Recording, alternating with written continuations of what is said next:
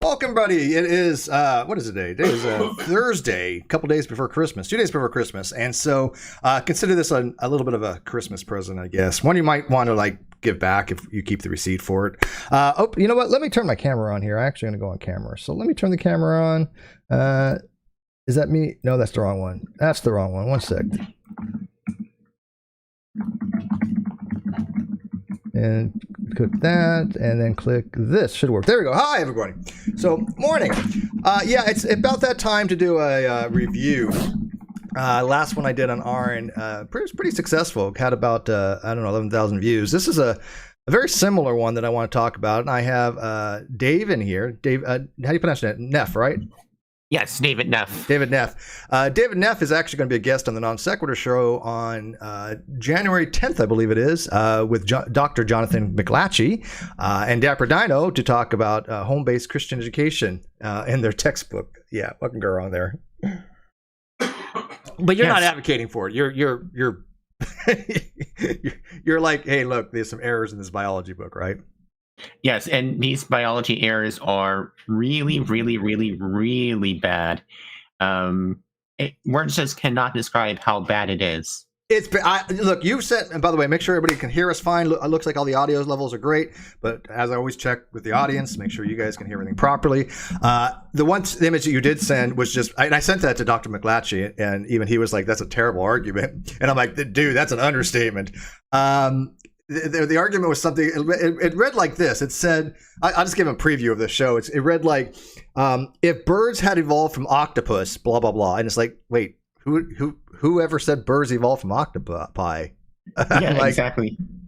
Yeah, I mean, so literally what it said, if birds evolved from the octopus, then blah, blah, blah. It's like, no, that's not how I learned biology.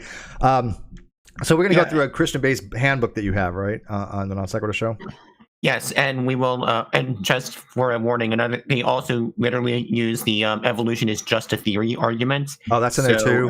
Get out. That's literally in the book, and it's just bad all around. So we are going to be bashing this horrible piece of crap for that's going to be fun. A couple hours. It's going to be fun, decimating it and going through the whole thing. It's going to be fun.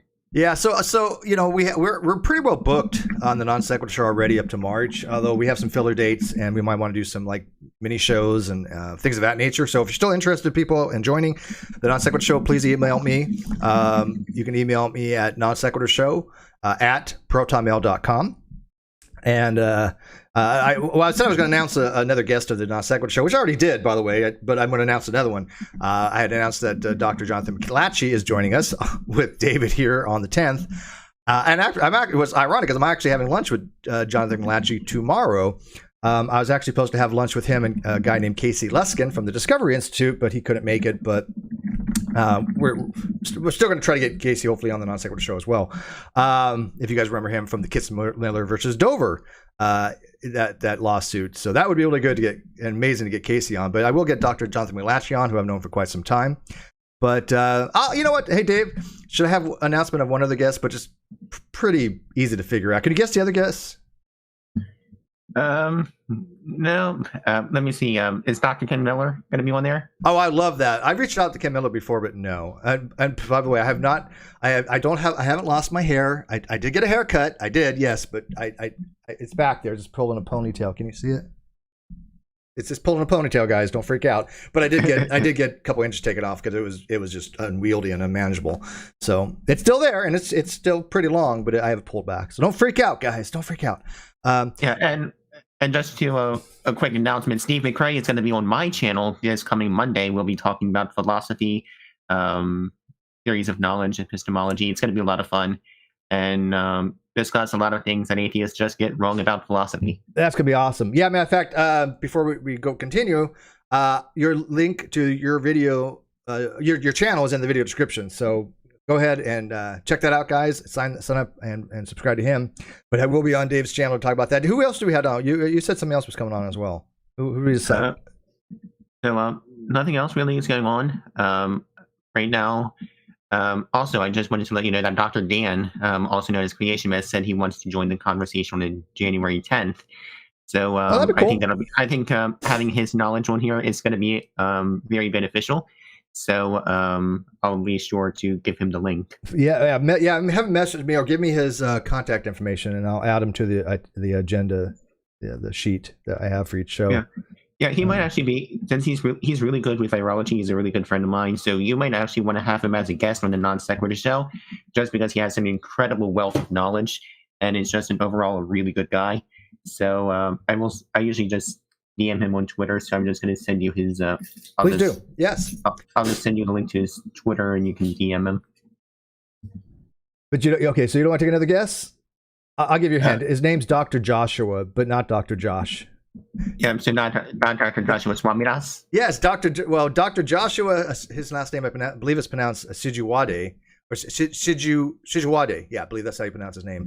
I'm doing the review on. Yes, Dr. Joshua Sijuwade will be on the Non Sequitur show. We're just confirming a date, and we're going to be discussing metaphysics and a few other things. For people that know, the new season starts on January 3rd. And it's going to be kind of a different direction than prior seasons. It's not going to be so much, point counterpoint, although we will have that. We'll have debates. We'll have a lot of discussions. But it's really going to be a lot more topical, informative, hard-hitting. Our first episode, as people know, is going to be on sex trafficking with American journalist Frank Parletto Jr., who broke the NIXVM sex scandal, whatever the acronym is. Which is, we've been talking for quite some time, and he's been trying to get him on, and he finally has some time, and he reached out to me and said, "Hey, I'm ready to come on." I'm like, "Cool." So that'd be perfect for the first show, actually. So we've been arranging that for a while. But before we get started, and on this video, which you guys came to see or review, I did want to show this because I thought this was really funny on my Twitter feed. So this popped up in my Twitter feed where it says that.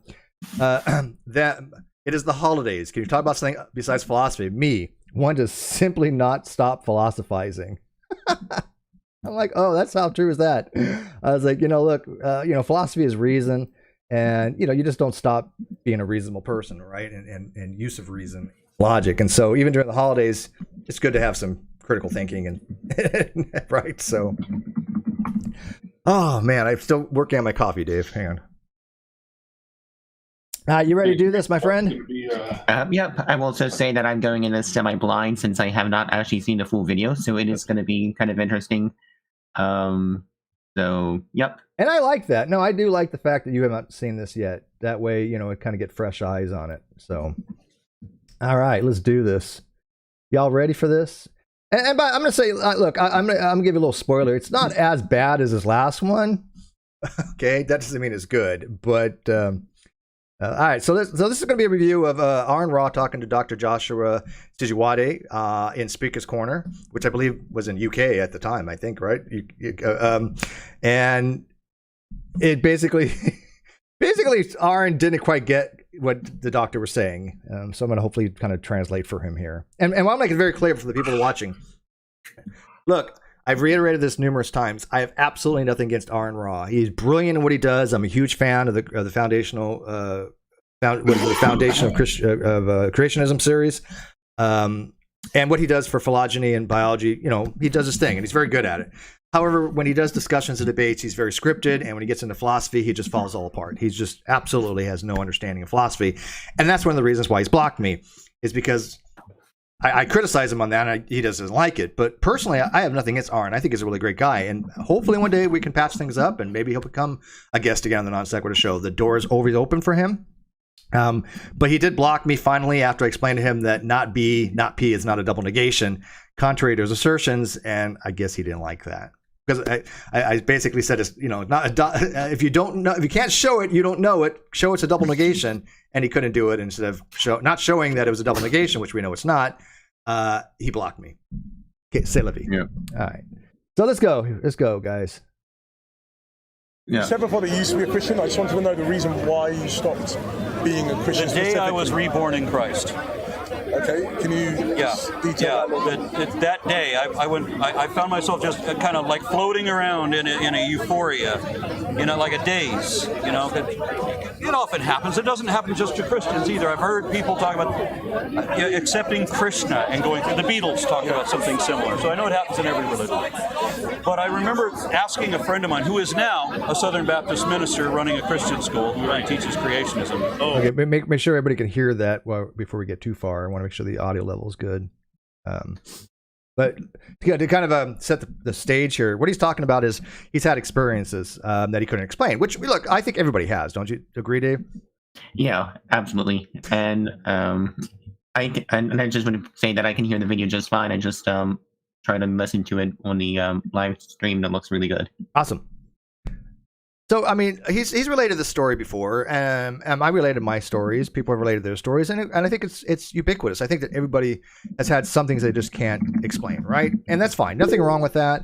Not going to get into, whether those experiences are experiential only, or if they're phenomenological, or if they're ontological. It doesn't really matter.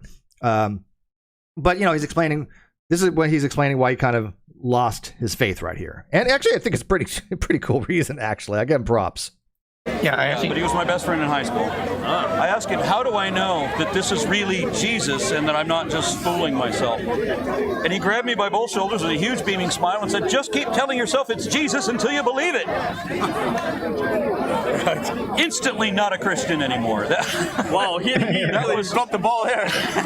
That was so dishonest. Now, he really believes in fake it till you make it. I see. He preaches that. Lie to yourself until you believe it. That's. Now, I love that. By the way, I did turn on the closed caption because there's a lot of people talking in the background there.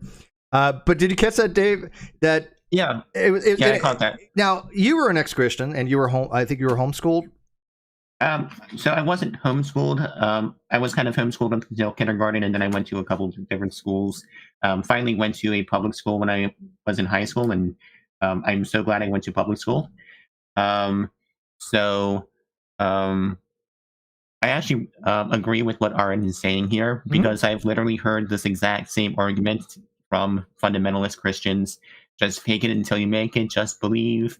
So you've actually literally heard that in your own life as well. And by the way, I know that happens. I'm not even remotely discounting the story. I'm sure it happened. Oh yeah, absolutely. And I definitely believe it because I've heard it from Christians when I was a Christian. And it's much more common than one might think, and it is just such a dishonest argument. And I will agree with Aron that it is so dishonest. Yeah, no, I'll agree with him on as well. Look, I mean, if you belong to an organization where they're just telling you, hey, believe before you have, even. First of all, you can't force yourself to believe something, right? You're literally lying to yourself and faking it. Because now, if you say, look, I don't have this belief, but I'm willing to explore it and be a part of the church, blah, blah, blah, that's fine. But you can't just force yourself to believe something, right? I mean, that's what's called dosastic involuntarism. And we all know that no matter how much I will myself to want to believe I can fly, it's not going to happen, right? So, yeah, I think Aron is right on that particular aspect, is that it is a dishonest approach to epistemology. Because, that's how, religions be like, hey, any religion could say that. Well, hey, if you join our, cult, Buddhist cult or something. I don't know if Buddhists have cults, but assume that they do. Just believe Buddha is, something, supernatural or a great prophet or whatever. Just believe something until you actually believe in it. And it doesn't work that way. We don't modify our beliefs that way. No. His faith. Just an interesting point. Is there not some truth to that of when you something akin to a concept like manifesting destiny, a certain thing of that if you want to will something into existence, it might in some sense manifest itself in your life. I don't mean actually. I mean in your perception. I know.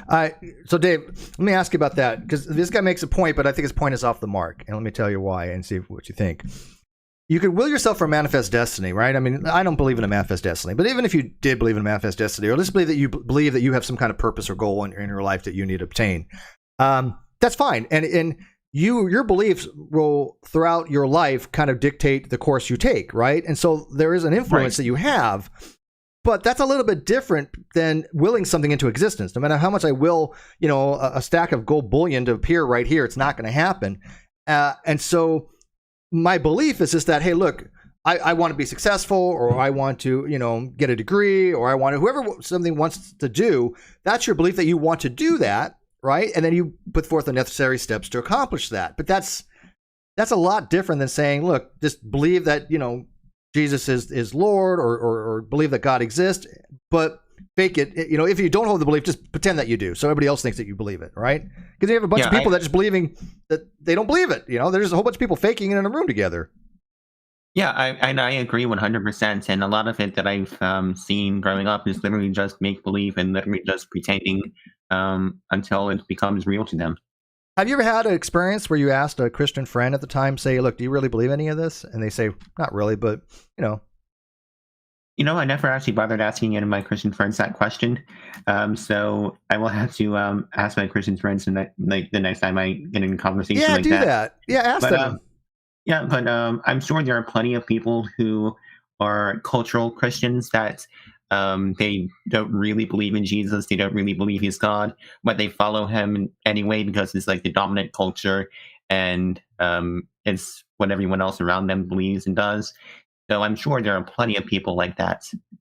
No, I think you're exactly right. That is a cultural thing, right? Yeah, and I think you would see that much more in some of the progressive Christianity movements, such as the United Church of Christ, and some of the more Episcopalian, more left-wing denominations. You would find that much more in those denominations than you would, say, in the Independent Fundamental Baptist that I grew up in. Yeah, you were IFB, right? Yes, King James only, IFB. Oh, we're going to have discussions on that. I assure you, one of these days. The IFB and all that, I have issues with. I'm sure you do as well. In fact, wasn't Matt Powell part of that organization at one? Didn't he support the IFB? I'm not sure. Remember that guy? His name's Matt Powell. We call him Matt Powell. Matt Powell. We don't like talk about his name because he's just a horror. He's just a sick individual. I mean, he's the one with Kent Hovind that advocates that the government should go in and kill all gay people because of reasons. Then Matt Powell actually did you ever hear Matt Powell say the words that gay people should be killed? Well, that's what I was saying. Yeah, no, I've had Matt on the show originally. Before Matt's gotten progressively worse over the years, but years and years ago, when he was just an unknown, I mean, he's still obviously an unknown, but I had him on a few times and I tried to explain him biology. He couldn't understand it. And it looked like he was just being dishonest. And I was like, man, I don't have the time to explain to you things when you're just being dishonest. And I recognize dishonesty. And, he became friends with Kent Hovind. And of course, they adopted that. Well, we don't say that we should kill gay people, but the government should because, biblical, it's like, do you not understand the efficacy issues that I mean, he doesn't care. He's a sociopath. He's a straight up sociopath. And I hate to say this publicly, but since I know this is kind of how I was when I was in the closet and trying to make it work, I would not be surprised if Matt Powell was a closeted gay man. Well, that's been thrown around as well. Yeah, that's totally been thrown around. And again, I'm not going to question anybody's sexuality, and I'm certainly not going to out anybody. That's it's up to them. But we see that happen a lot. There's been a lot of big name Christians that came out as gay or bisexual, many over the years. I mean, too many to even count. And it's an internalized hatred, and so they project it on other people, right. And they want to be part of the group too. So they'll slander, gay people because that's the cool thing to do to them. That's the group condones that. Therefore, to fit in, they go along with that type of rhetoric, right? But Matt Powell has gone beyond just gay is bad. He's gotten even worse than the Westboro. What is it? The Westboro Baptists, and way worse than even them. So and I will say that as we if you've been following along, Kent Hovind and Aron Hovind don't really get along. So I think that Matt Powell is kind of utilizing his position to eventually take over the Kent Hovind organization. Some people have suggested that. Yep. So it's almost like he's his new adopted son, and it's almost and if you look at the videos that they did together with matching shirts, it is really I've seen it. Creepy. It's creepy. It's cult like. Really, yep. Yeah, it's like what the hell is going on here? It's like the beginning of a daddy-son gay porno. Yeah, no, it's really no. Look, I mean, somebody should throw that on a Pornhub thing. Bow chicka wow wow. It was bizarre. It does appear to be the case, but as I said, Matt is just as dishonest as Ken Hovind is. And so it doesn't surprise me that he's going to grift by using the available position that he has in relationship to Kent, because that's the direction he wanted to go. Most of us, who the hell would want to do that? Who would want to throw away, just any kind of shred of credibility by hanging out and being a part of Ken Hovind's organization? Matter of fact, if you remember a guy named, way back when, he was the Lies of the Devil was his channel. Theodore. Was it Theodore? But even he was a sidekick very similar to Matt, espousing the same exact stuff, but even he had enough, and now he goes against Ken Hovind, although he's still a young earth creationist. Yeah, and on that similar topic, I would encourage everyone, if you have Netflix, to go watch the movie Pray Away, about the XA movement and the harms that they caused, and some of the leaders of the XA movement who have since denounced their movement.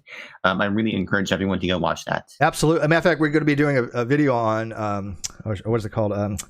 Reparative therapy. Yeah. Pray the gay away kind of stuff. We're actually going to do some episode on that. I have a few things in mind, because that's one of the reasons why I left the Mormon Church, because they had endorsed the Evergreen Project. I think that was the name of it, that, believed in, reparative therapy, and that you can change your sexual orientation, which I believe is hardwired. I mean, it's just, yeah, absolutely, and I agree. For the most part, hardwired. I mean, sure, there's exceptions, but for the most part, it's hardwired. Yeah, absolutely, and I've tried to change it, and it just didn't work. It left me depressed, and I'm proud to be who I am, and I have a wonderful partner now, and he just left work. And that's amazing. I mean, I think a good way to clap back is like, do you want to pray the straight away? Like, do you want to?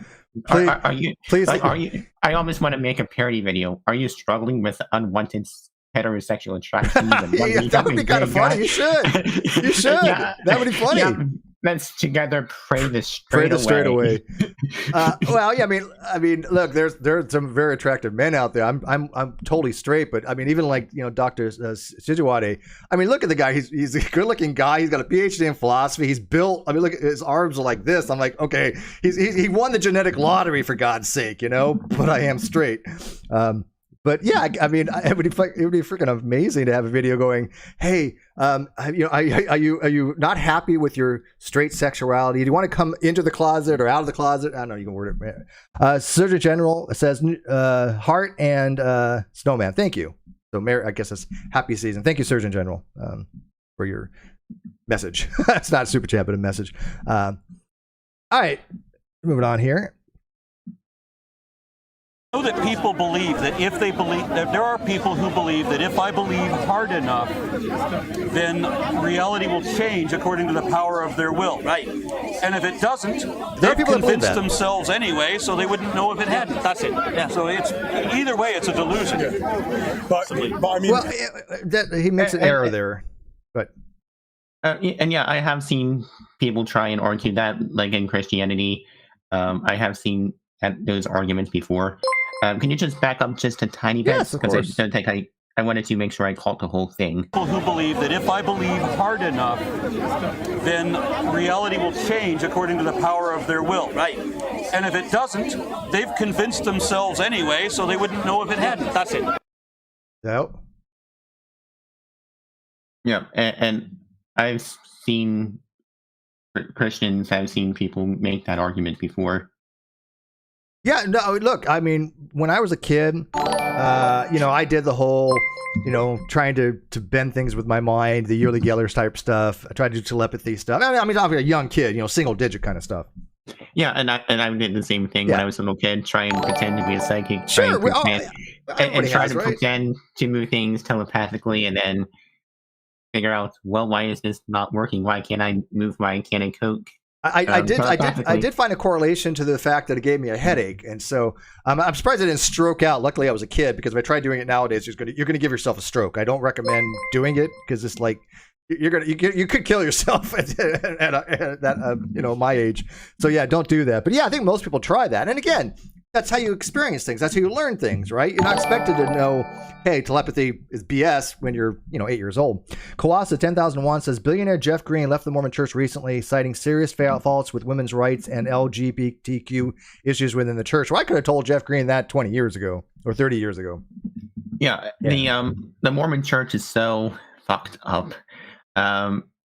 Really, Jesus coming to the Americas? Like, I actually like that story. No, I'll admit, I happen to like the narrative, the story. I've read the Book of Mormon 3 times. I think it's an interesting story. Obviously I don't believe it, but it's different from most other religions, right? At least they like, hey, let's try to make the Olmecs and the Mayans, the Aztecs, and the Incas related to the Jaredites and the Neophytes and the tribe of Levi, and it's at least a story, right? But the way they treat the gay people, to try to say, look, you can be gay, you just can't act upon it. Well, so you're saying you can't be happy in life? That's exactly. Silly. That makes no sense. Right. You mean you want me to deliberately not be who I am, suppress who I am because somehow loving another guy is wrong? Like, and God says so, which that Jesus never said anything about? Yep. That being said, I will say that I'm not personally a fan of the argument that Jesus never said anything about it, therefore it's okay. I'm not a big fan of that argument. But I am. You want to know why? Why is that? Because if Jesus is the living incarnation of God, and if that was such a powerful issue that needed to be addressed, he needed to be addressed. I mean, I've made this article, I made this argument on Agree to Argue, that, look, if God can spend time with the mitzvah and say, don't eat shellfish, he sure the hell could have had time to talk about, Jesus could have talked about, not being gay, which he just never bothered with because it was no consequence to him, apparently, when it shouldn't have been. But there's other things that Jesus talked about that he believed was consequential. So right. I think it is it's not a huge argument, but I think it's at least telling that at the very least you can say, look, Jesus didn't give a crap about it. Why should you? Right. That being said, the reason why I'm not a big fan of this argument is because there's a hidden premise that anything that Jesus didn't talk about makes it okay. Jesus also Jesus didn't really talk about other things that we would say is holy. Yeah, no, that's not my argument, though. You're right. That would be fallacious. But yeah, that would be fallacious, but that's not my argument. My argument isn't that Jesus didn't talk about it, therefore it's okay. It's Jesus didn't talk about it, that Jesus didn't feel it was sufficiently a necessary topic to discuss.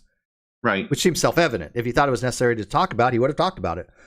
So there's a difference. I'm not saying it's okay because Jesus didn't talk about it. That would be a fallacious argument. Yes. Yeah. I agree with you on that. Okay. Thank you.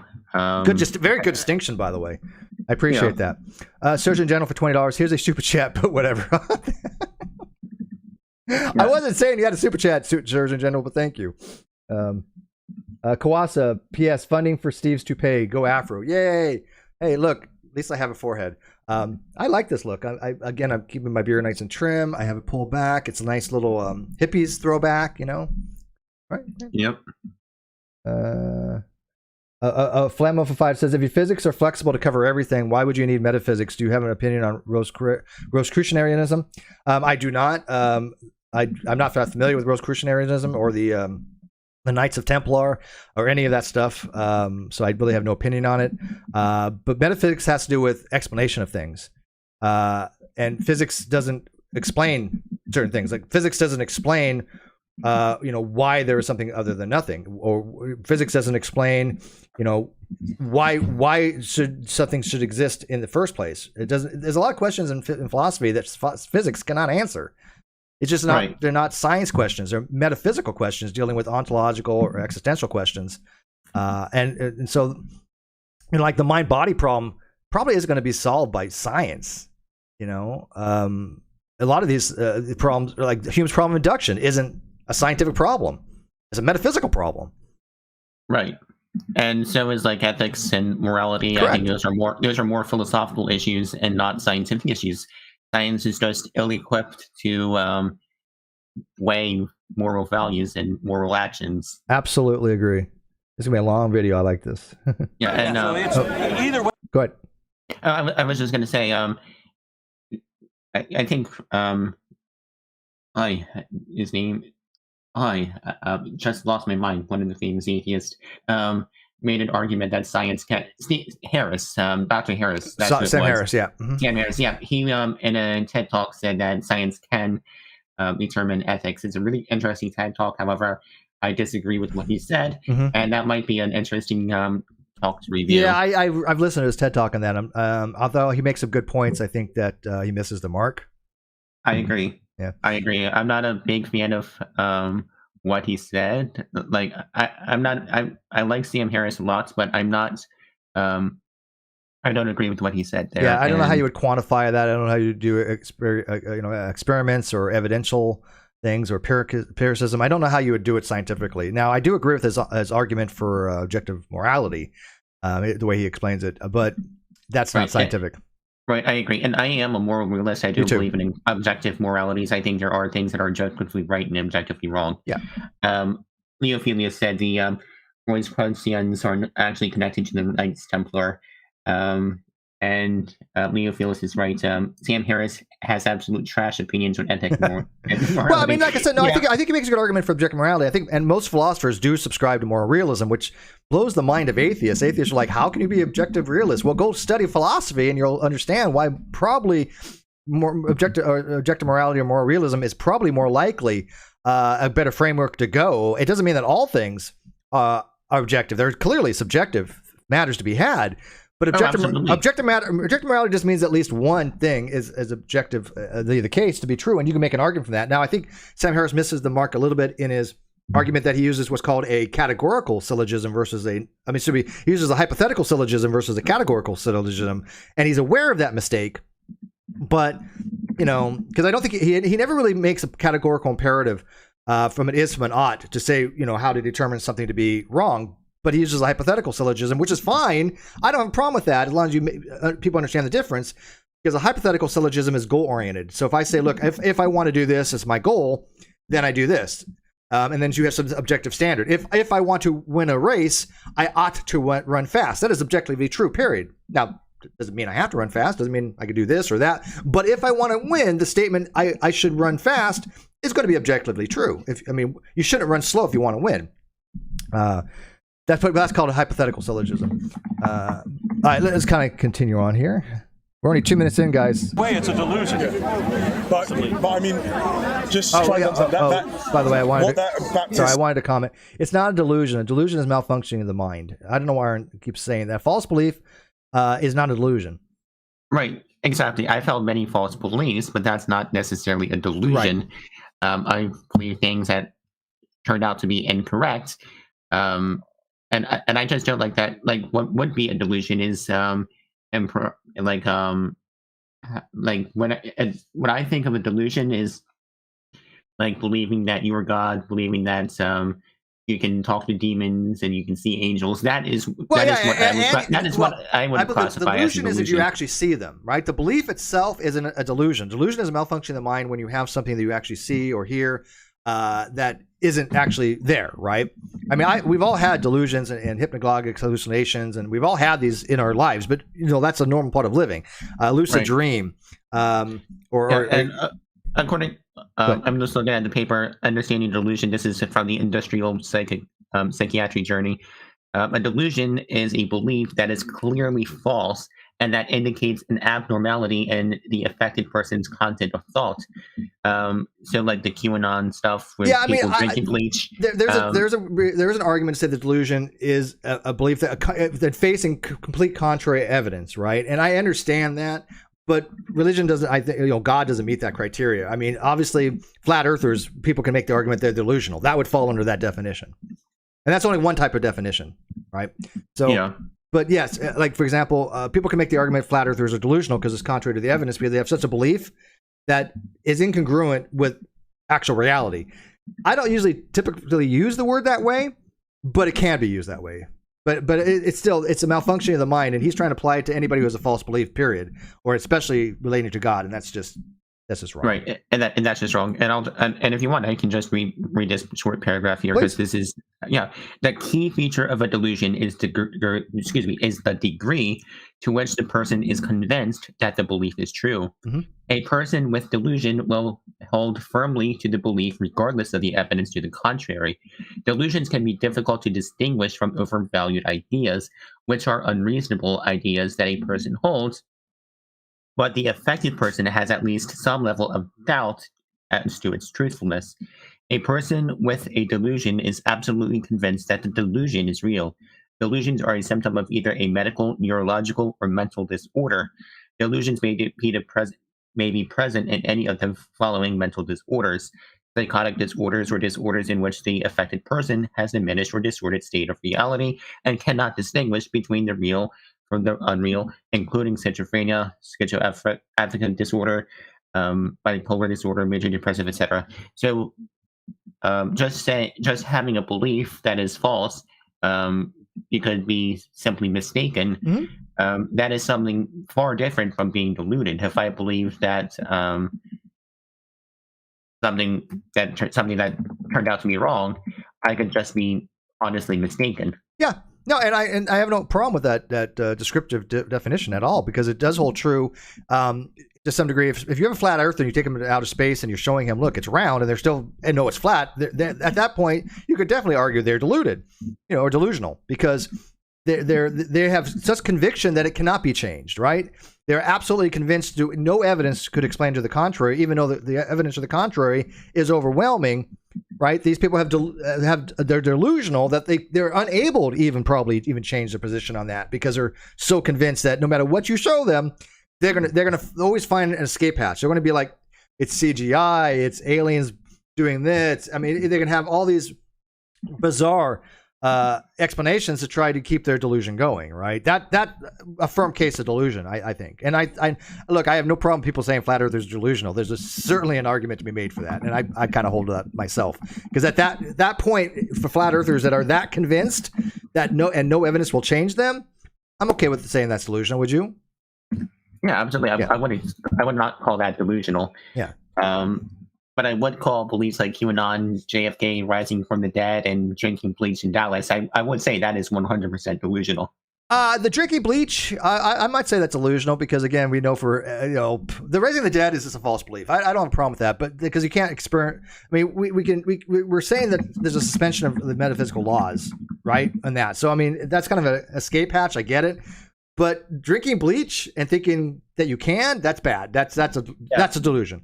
So yeah. We have to be. I think we really need to use the words in ways that don't water them down till they lose value axiologically. Right. So I don't like saying things like, well, believing that Jesus rose from the dead is delusional. Well, no, because it's a faith-based belief, not based on biology, but the fact that he overcame biology, right? So right. And if you believe in miracles, and you believe that Jesus can rise from the dead, and that you're relying on the testimony of the apostles and the people who claim to have seen the risen Jesus, I wouldn't call that delusional at all. I do not necessarily believe that Christianity is delusional. Certainly some sects and some beliefs are delusional. Well, yeah, I mean, but there are some really far-fetched sects out there of religion. But just believing in the resurrection is certainly not delusional at all. I agree with you. Yep. Preacher was saying to you is not historical Christianity. Historical Christianity would say, my understanding of it would be, not that you just believe it even though despite the evidence, you believe it in line with the evidence. There's always been, so I would say that there is evidence in form of Christianity for theism and for Christian theism specifically. Okay, pick one. Yeah, so I would say, what, you want to go theism or? It's not first time. Yeah, I know. Aaron's done this before. The way I think about it is that I would say that the evidence has to render the hypothesis probable. And the way that we can understand that is the simplest hypothesis that leads us to expect the evidence is most probably true. I would say that there is a God. The proposition, the hypothesis that there is a God is the simplest hypothesis that we have that leads us to expect the evidence of, number one, that there is a universe, that this universe exists. We're going to assume there's a God, and therefore... All right, so let's kind of break this down a little bit, because I first of all, I love his voice. Don't you love his voice? Yes, I do. Oh my God, I have such voice envy. It's just, I mean, like I said, he's like the guy who won the genetic lottery. Yeah. But what he's saying is this, and I don't like the terms hypothesis, although it's because hypothesis is generally for experiments, right, for empiricism. But in the course of this discussion, because Aron comes from a science field, I can see why he's using it, because the proposition God exists to me isn't a hypothesis, because it's not experiential. It's not right. Experimental. But I understand why he's using it. Yeah. Right. I think there's not really any better way of framing it. And I'm glad he's not using the word theory here, because God is definitively not a theory. Oh, correct. Yeah, absolutely not. So, but yeah, I think hypothesis is certainly a far better term than theory. Yeah, I'm going to go with it. It's not the term that I use, because people start throwing words around like null hypothesis, which I'm going to be writing eventually one of my blogs on, explaining that the use of the null hypothesis for atheists is, in my opinion, dumb. I've talked to many statisticians who agree that it's just not applicable. And also people get the null hypothesis wrong. If I say, if I want to explain something, the null hypothesis is that it didn't sufficiently explain it, and something other than that might have caused it, but it doesn't say that the hypothesis is false. It just says that you couldn't accept it based upon a p-value. And so, exactly. Yeah. So if I say, my cup causes cancer, and then I do testing and I find that I can't accept the hypothesis that my cup causes cancer. The null hypothesis is my cup does not cause cancer. It's not that my cup, or my cup. How would I explain it? It's not because it's not my cup doesn't cause cancer, because we don't know that. My cup doesn't explain. Well, no. How would I word that in the null hypothesis? Right. Right. Well, it actually would be my null hypothesis would be my. Yeah, my cup. It would be my cup doesn't cause cancer. Although we don't accept the null, right? We just reject it, right? We fail. Right. We fail to accept the H, and so we reject H zero, where the H null. And so it would be my cup doesn't cause cancer. Now that of course doesn't mean my cup doesn't mean cancer. It still could, but we just can't accept that, right? Now I could have it in the positive and say my cup doesn't cause cancer, and then the no would be my cup does cause cancer, but we don't usually do experimentation like that. So I had to think about that for a second. Yeah. But he's just saying, look, we want to have an explanation for things. Matter of fact, he wrote a paper, and I have his paper, and I'm still going through it. But when we talk about a grounding, we're talking about explanations. We're talking about metaphysical explanations, right? A reason for something to be, and I'll get into that as we get into this video about principle of sufficient reason. But it's not a scientific reason; it's a metaphysical reason. And this is the disconnect throughout this whole video that you guys are going to see between Aron and Dr. Sijuwade. Or there must be a universe? No. So I'm saying when you are looking at an inductive hypothesis, you will formulate the hypothesis, and then you will have to. Sure. How do you do? All right. When you're looking at an inductive hypothesis, you will formulate the hypothesis H, and you'll have the evidence, and you'll say, well, by a certain criteria, does this hypothesis lead us to expect the evidence when we would not expect it? So if the hypothesis was false, we would not expect to have this evidence. Okay. So as we mentioned before. Yes. Evidence is the fact that indicates. So what is the fact that indicates a God? No, so, all right. And I know I stop these videos a lot, but there's just so much to break down, Dave. Yeah. Okay, so in science, evidence is basically what makes a hypothesis more likely to be true. Right, exactly. So basically, evidence. Right, exactly. Basically, evidence is a body of facts that support a proposition or refute a proposition. For example, that is the way that I define evidence. For example, if we were to talk about the theory of evolution, what are the body of facts and information that support this theory? Well, we can see, okay, we can observe speciation, check. We can observe variation, check. And all of these facts line up that supports the theory of evolution. So that is all the evidence that supports this theory, that supports this fact. And that's how I define evidence. Evidence is simply a body of information and facts that either support or refute a hypothesis or a claim. That is how I define evidence. Yeah, that's and I do as well. And so there's a little bit of incongruency between how each one of them are using these terms, I think, when we get more into this. But a fact is just a statement about the universe. That's it. The statement about the universe is true. And as you know, I believe that facts are ubiquitous. I believe facts are like the most useless thing in science compared to other things. Theories are the most useful because they predict and they explain. So the highest thing in science to me is a theory, and then you have conjecture. Then you have other things relating to science. But facts are a dime a dozen. There's an infinite number of facts out there, basically. Or at least for all practical purposes, there's an infinite amount of facts. And so they're nothing special. Facts are nothing special. 1 + 1 = 2. Okay, it's a fact. Does it do anything for me? Not really. So facts are evidence is using those facts to do an argument, right? That's the evidence. So if you have facts, you're saying, look, here's the facts. Now I'm going to make an argument based upon those facts that I'm going to give you as evidence. But Aron is stuck in the mode of empiricism where he thinks evidence is always going to be experimental or physical rather than relating to like a syllogism or testimonial. Those are still evidential. Right. Leo Felios, I like this comment. I want to highlight it. A fact which indicates its a poor definition of evidence, that which confers justification for the belief and or acceptance of some proposition, is a good definition. Yeah, and I really fine. like that. That's and fine. I like that definition. Mm-hmm. Yeah, I mean, what's your justification for a belief that the proposition is true? Well, the evidence is here. Here's all the facts. Why do you accept, evolutionary theory is true? Well, here's all the facts relating to speciation and microbiology and phylogeny and cladistics. Here's all the facts. Because of these facts, it is more likely that the evidence is that the theory of evolution is more explanatory than any other theory. And that's what they're talking about here. The explanatory. What they're arguing is metaphysically, why are we here? Why is there a universe? Why is there something other than nothing is what it boils down to. Okay? Right. And that's not a scientific question. That is a metaphysical question. It's about existential question, right? I mean, it's an existential question. If it's an existential question, that falls into metaphysics. So. Right, and I would agree.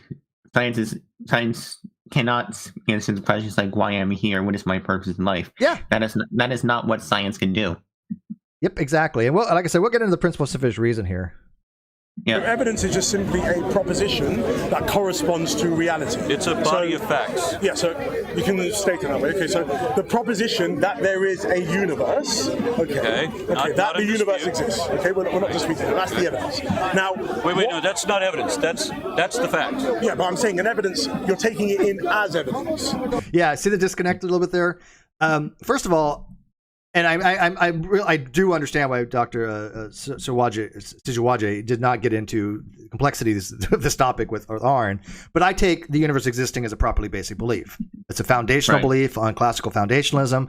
I believe it is unjustifiable. It's unwarrantable. It is it's just something that is an ingredient for rationality that we all have to accept.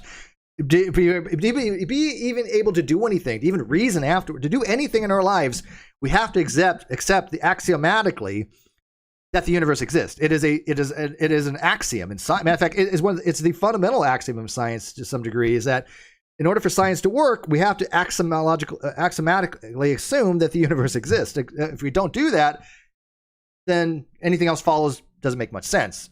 And so, right, because if the universe didn't exist, then why are we even doing science? And there's no evidence for it, in my opinion. Right. Because there is no evidence that the universe exists because we're assuming the evidence to exist. It's an assumption.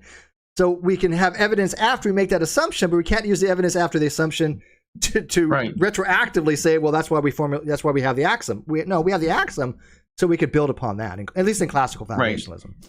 Right, and I don't think Aron really understands, because I've listened to a number of his videos where I don't really think he understands what axioms are. And we've had that discussion before. I don't think he understands axioms. Like he says, I don't assume anything. Yeah, you do. Everyone makes assumptions. Absolutely. Yeah. Well, I mean, annoying is when you have somebody who says, well, can you prove that axiom? It's like... no, that's because it's an axiom. That's why we can't prove it. Yeah. Flamo $2 says, what is 1 divided by 0? Metaphysical question. No, I think it's mathematical, obviously, because mathematics defines that for a rational number for Q, for the set of Q, you cannot have 0 in the denominator, right? So if you look at the actual definition of rational numbers, it's defined as P over Q. So a rational number is P over Q, where Q cannot equal 0, based upon what's called the lowest common denominator. So mathematically, it is prescriptively defined to be in the set of Q for rational numbers that 0 0 cannot be in the denominator. So that's not a metaphysical question; it's a mathematical question because by definition, rational number is going to have 0. And when I say by definition, I mean there actually is a not physical, but I mean a tangible thing you can read that says this is the definition of a rational number, right? Sidetrack there. Sorry. Right. That's circular reasoning. That's the question-begging fallacy. How is that? No, it's not. That's that's calling it creation, expecting a creator. No. When if we call it reality, we don't expect a realtor. He didn't even make that argument. So can I speak?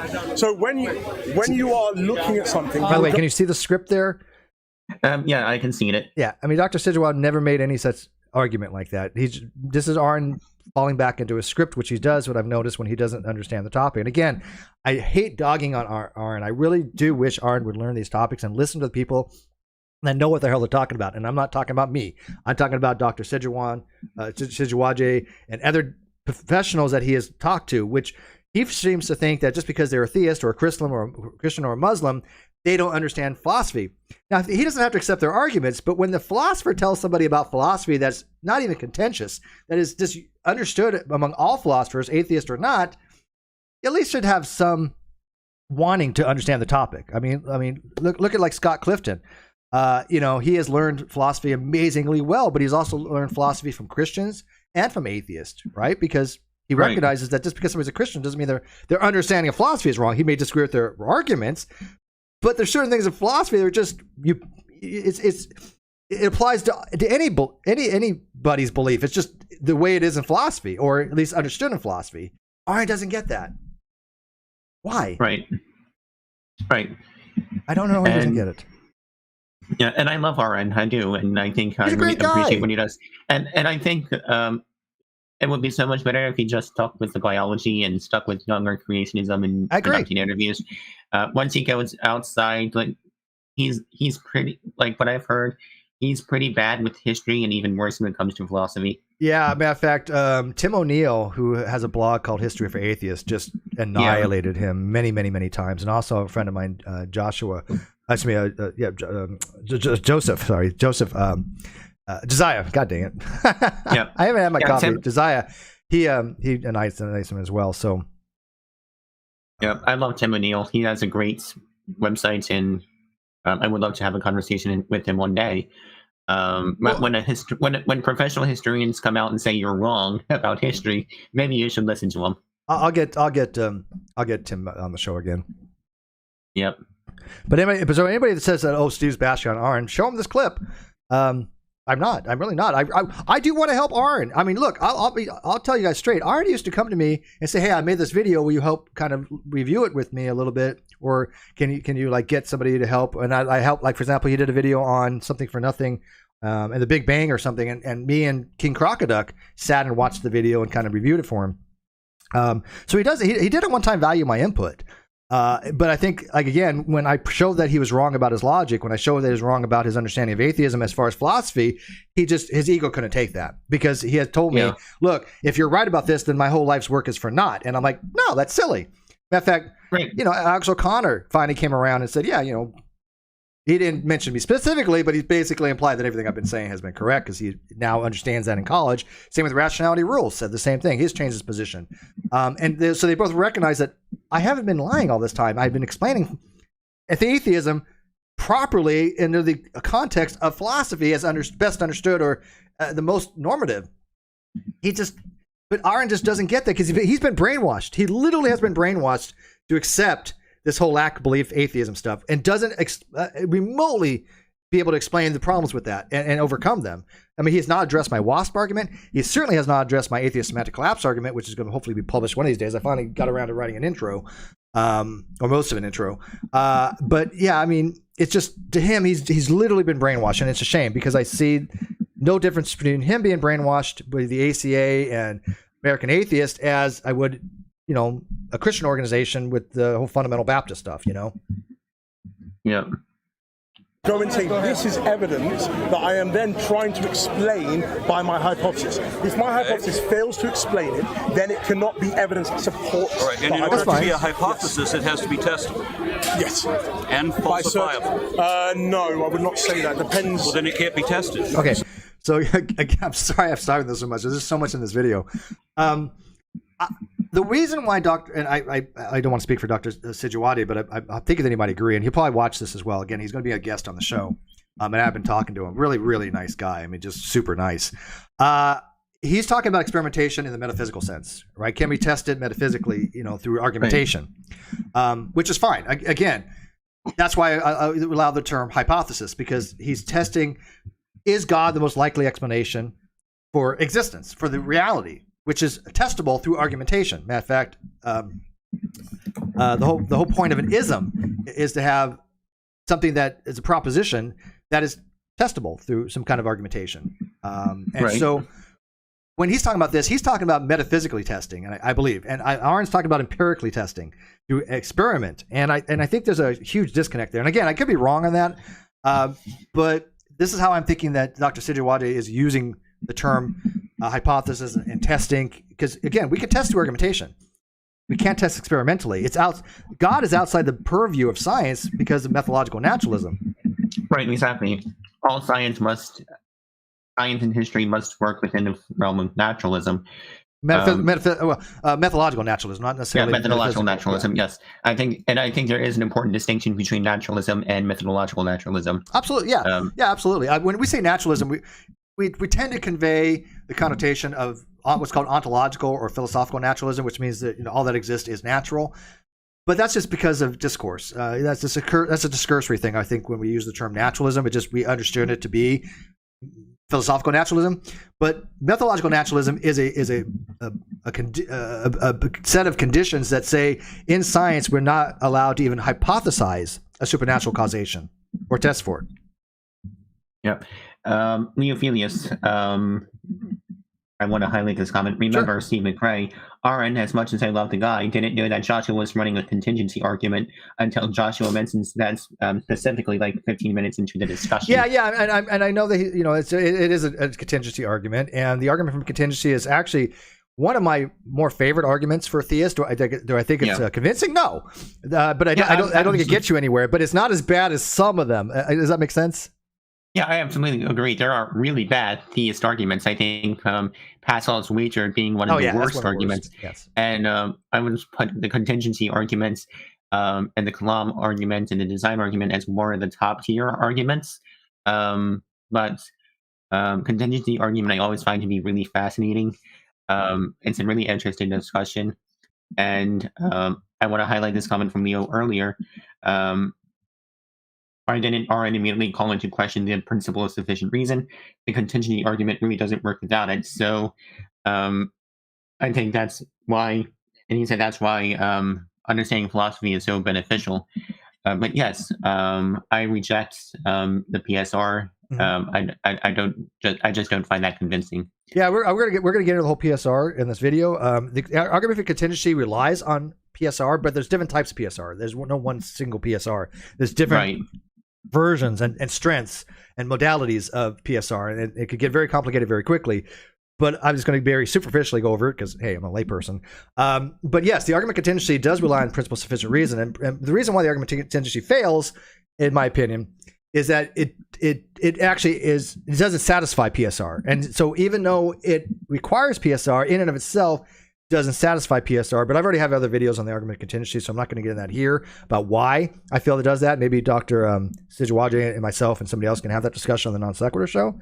But I think that the argument contingency fails to even it violates its own premise of the PSR. Saying like the strongest version of the PSR, the unrestricted version of the PSR fails because if everything requires an explanation, then the PSR itself of why there's a sufficient reason for everything requires an explanation. Right, so it eventually becomes very circular and pretty much an infinite regression of. It's untenable. It's like verificationism, and we'll get into that because they do talk about verificationism here. Is that people don't accept logical positivism because verification is self-refuting. We'll get into that. So, all right. Yeah.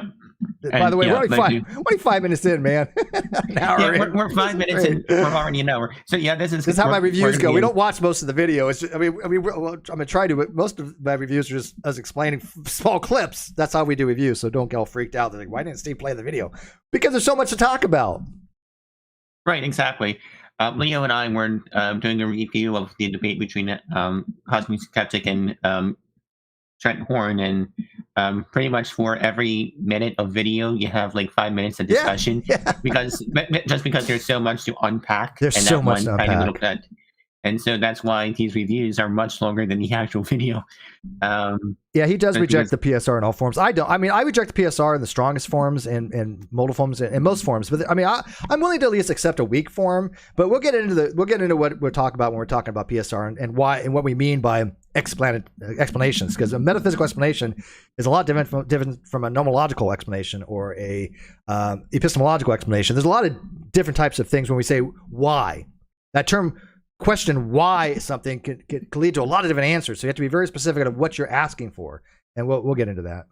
So I will try and. If you can't falsify it, it can't test it. One second. No. Did you hear what I said about falsification? Falsification this is a misconception. Falsification is not a fundamental principle in science. It's something that a lot of scientists adhere to. A lot of scientists don't adhere to. It's not really that favored, believe it or not. Popper's falsification criterion, because there's issues with it. There's something called confirmational holism, which allows a person to basically say, look, here's some disconfirming evidence or disconfirmational evidence, but we can explain it this, this, and this. And so there's always kind of a ways to work around it. And so it's nice to have falsification condition, but one thing of itself does not falsify an entire theory, or else, Newtonian physics would have been considered falsified when it's not. It wasn't explanatory enough. That's why we have relativity. Right. Exactly, and relativity also wasn't really explained enough. That's why we kind of have quantum physics, and relativity doesn't really explain everything in physics. Yeah. So at like the singularity and the quantum level, and at certain levels, all of what we know about physics kind of just collapses and comes apart. Yep. And so, I think when we have to be very careful in these terms. Like I said, falsificationism. Yeah, I think Aron relies on it very too heavily, because I don't accept falsificationism. It's nice to have, but most scientific theories don't bother with it. Popper is not that accepted on that particular thing as much as people seem to think that he is for some reason. I'll try and say, one second. I'll try and say firstly, the reason why I denied it at the beginning is because it depends how you define falsifiability. So if you can just explain to me. There's different actually ways to do falsification. If you propose a hypothesis, there has to be a way. You can't always prove it right. Yes. Right? So, I mean, there's a rule. Yes. You can't prove anything right in science. That's true. Because if you do, then we lead to the religious thing about asserting absolute truth. And by the way, I'm so glad that Aron pointed that out, because I've actually had discussions with people that don't grasp that. Let me make that very clear. Yes. In 100%. science, you don't prove anything. Yes, exactly. I am really glad that Aron pointed that out. It is like you can only know things up to like a 99.99999%, but you can never go 100% really on anything. I'll give a little pushback on that, because then you get into epistemological issues, and so you have to talk about the scope that you're in. For example, like if you and I, before we went on air, had mentioned something about quantum mechanics. In quantum mechanics, if I know the state of a particle, then another particle in superposition, I know the state of that other particle is going to be a complete opposite. I have 100% certainty of that within the confines of the scope of quantum mechanics, right? So we have to be very careful when we talk about things like certainty. We have to be very careful when we talk about things like absolute. And so when we're talking about like certitude of knowledge, it's a whole different ball game. But the point being is that science doesn't want to prove something, because once proven, you cannot unprove something. Once proven, always proven, period. There's no way to unprove something. Once something is proven, it is forever proven. And a lot of people don't understand that. Like, well, what happens if the proof is wrong? Then you never proved it to begin with. It's the same thing with knowledge. Exactly. Knowledge must be true. What happens if you find the knowledge wasn't true? Then you never had knowledge to begin with. That's called the principle of attribution and retraction that Ozymandias had kind of coined. I think he coined it. I don't know if he coined it, but he talked about, and I wrote a blog on it, explaining that very principle, is that we don't say we had false knowledge, because knowledge by definition has to be true. We said we didn't have knowledge to begin with. We can have a false belief, right? So we don't want to prove something in science. That means it's fixed. We want science to change and grow based upon new data. So science does not prove something. Leave the proofs for mathematics, okay? And logic. Yeah. Right. But you can prove things false. Yes. So if you have propose a hypothesis, first it must be backed by evidence. We still haven't got to that. The hypothesis has to be based on evidence for there to be a hypothesis. We still don't have evidence of God. Then the hypothesis, there has to be a way to disprove it. If it's wrong, there has to be a way to show that it is wrong. So if you have a hypothesis that there is a God, there's got to be a way to test it. Yes. And if it fails that test, it proves there is no God. Well, see, and again, I'm pretty sure that Aron's talking about testability by empiricism and experience, and experiment. So, and I think there's a disconnect there. Right. If I want to say, I think Aron is making a categorical error here by saying that God has to be proven by science, because God simply is not a scientific question. It's a philosophical question. Yeah, he gets called out on that later in this video. Right. And I think there's a categorical error that Aron is making. Yeah, no, I agree with you, and he does get called out for that very thing. I agree. Yeah, you haven't seen this video before, have you? Yeah, I have not seen it Yeah. before. So I mean, And, here's David I'm gonna agreeing. highlight- You know, he's a guy that never seen this video, and he's he's on the same page as me. So because this is like basic philosophy stuff. Yeah, philosophy proof exists outside of mathematics and logic. Let's not pretend there is no legal or colloquial usage. Yes, I would argue that science does prove things, just not in the way that either mathematics or logic does. Well, So, yeah. I mean, we're not talking about colloquialisms here, okay? And so the colloquial, if I say I have a scientific theory that blah blah blah, and I'm not talking about theory as in a well-substantiated body of evidence that explains and makes accurate predictions, we have equivocation issues. So I'm speaking within the framework of the terminological usages in science and philosophy. So again, in science, you don't prove something. Now, the lay people use those terms, prove something. Yes, I've proven this, blah, blah, blah, and you see it all the time in pop science. But in reality, if you go take a course on science, and you look at the syllabus, I've even found a syllabus where it explicitly says in there, science does not prove anything. And I have to find that if people want to question me on it, but they do exist out there. Because again, science only attempts to explain. That's it. It wants to explain something by having a natural observation and finding a naturalistic explanation. That's what it does. That's science. And repeatability, right? You want accurate predictions. Right. Yes. So I would say, okay, there is a certain criteria that you'll utilize, scientific criteria or historical criteria when you're trying to assess a hypothesis. Does the evidence I have support the hypothesis according to this criteria? Okay, let's So start firstly, I would say... First, you have to have the evidence for the hypothesis. Yeah. So what evidence... I'm not disputing that. Can I just say about the criteria first? Right. See if you agree with me with the criteria or not. Okay, so Hold on, firstly, the hypothesis is to lead Can we pause us... real quick? Yep. I'm kind of confused. I'm back up where it says first you have to have the evidence for the hypothesis. But isn't, from what I understand, isn't the whole point of a hypothesis to make a claim, like making a statement and trying to find evidence Yeah, for it? I'm glad you pointed that out because from what I understand, the hypothesis comes first, and then you find the evidence to support or refute that hypothesis. I'm not quite sure where he's getting that the evidence has to come first. Yeah, no, I always thought it was the opposite way around. It is. As a matter of fact, I'm so glad you brought this up because I was going to mention it. So you're right on target here. Apologists used to run something saying that science affirmed the consequent, which means basically P applies Q, Q therefore P, which is a fallacy. Affirming the consequent is fallacy. But that's not how science works. Science works more like modus tollens. P implies Q, not Q, therefore not P.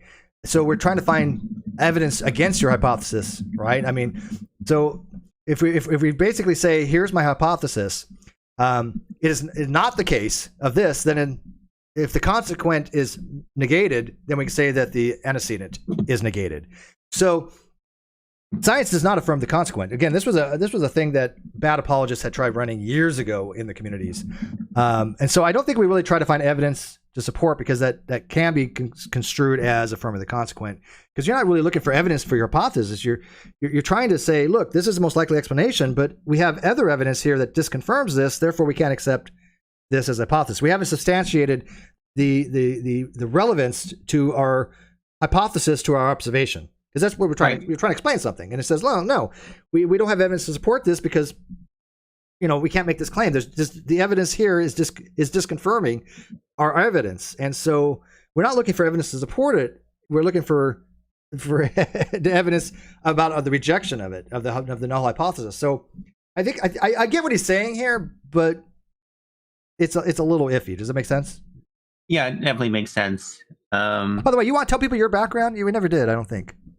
Yeah, I'm David. I do some debates and I do discussions. My channel is pretty much all about promoting science and skepticism.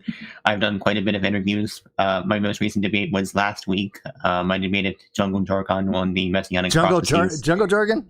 Yes. Oh my goodness. God, we go way back. Yeah, he's a fun guy. I like him.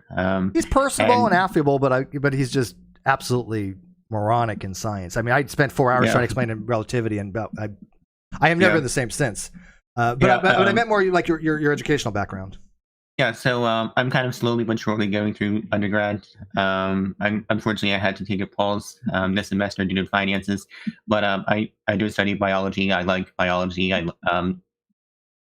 My background is kind of in biochemistry. That's what I'm working towards. Really interested in viruses and evolutionary biology.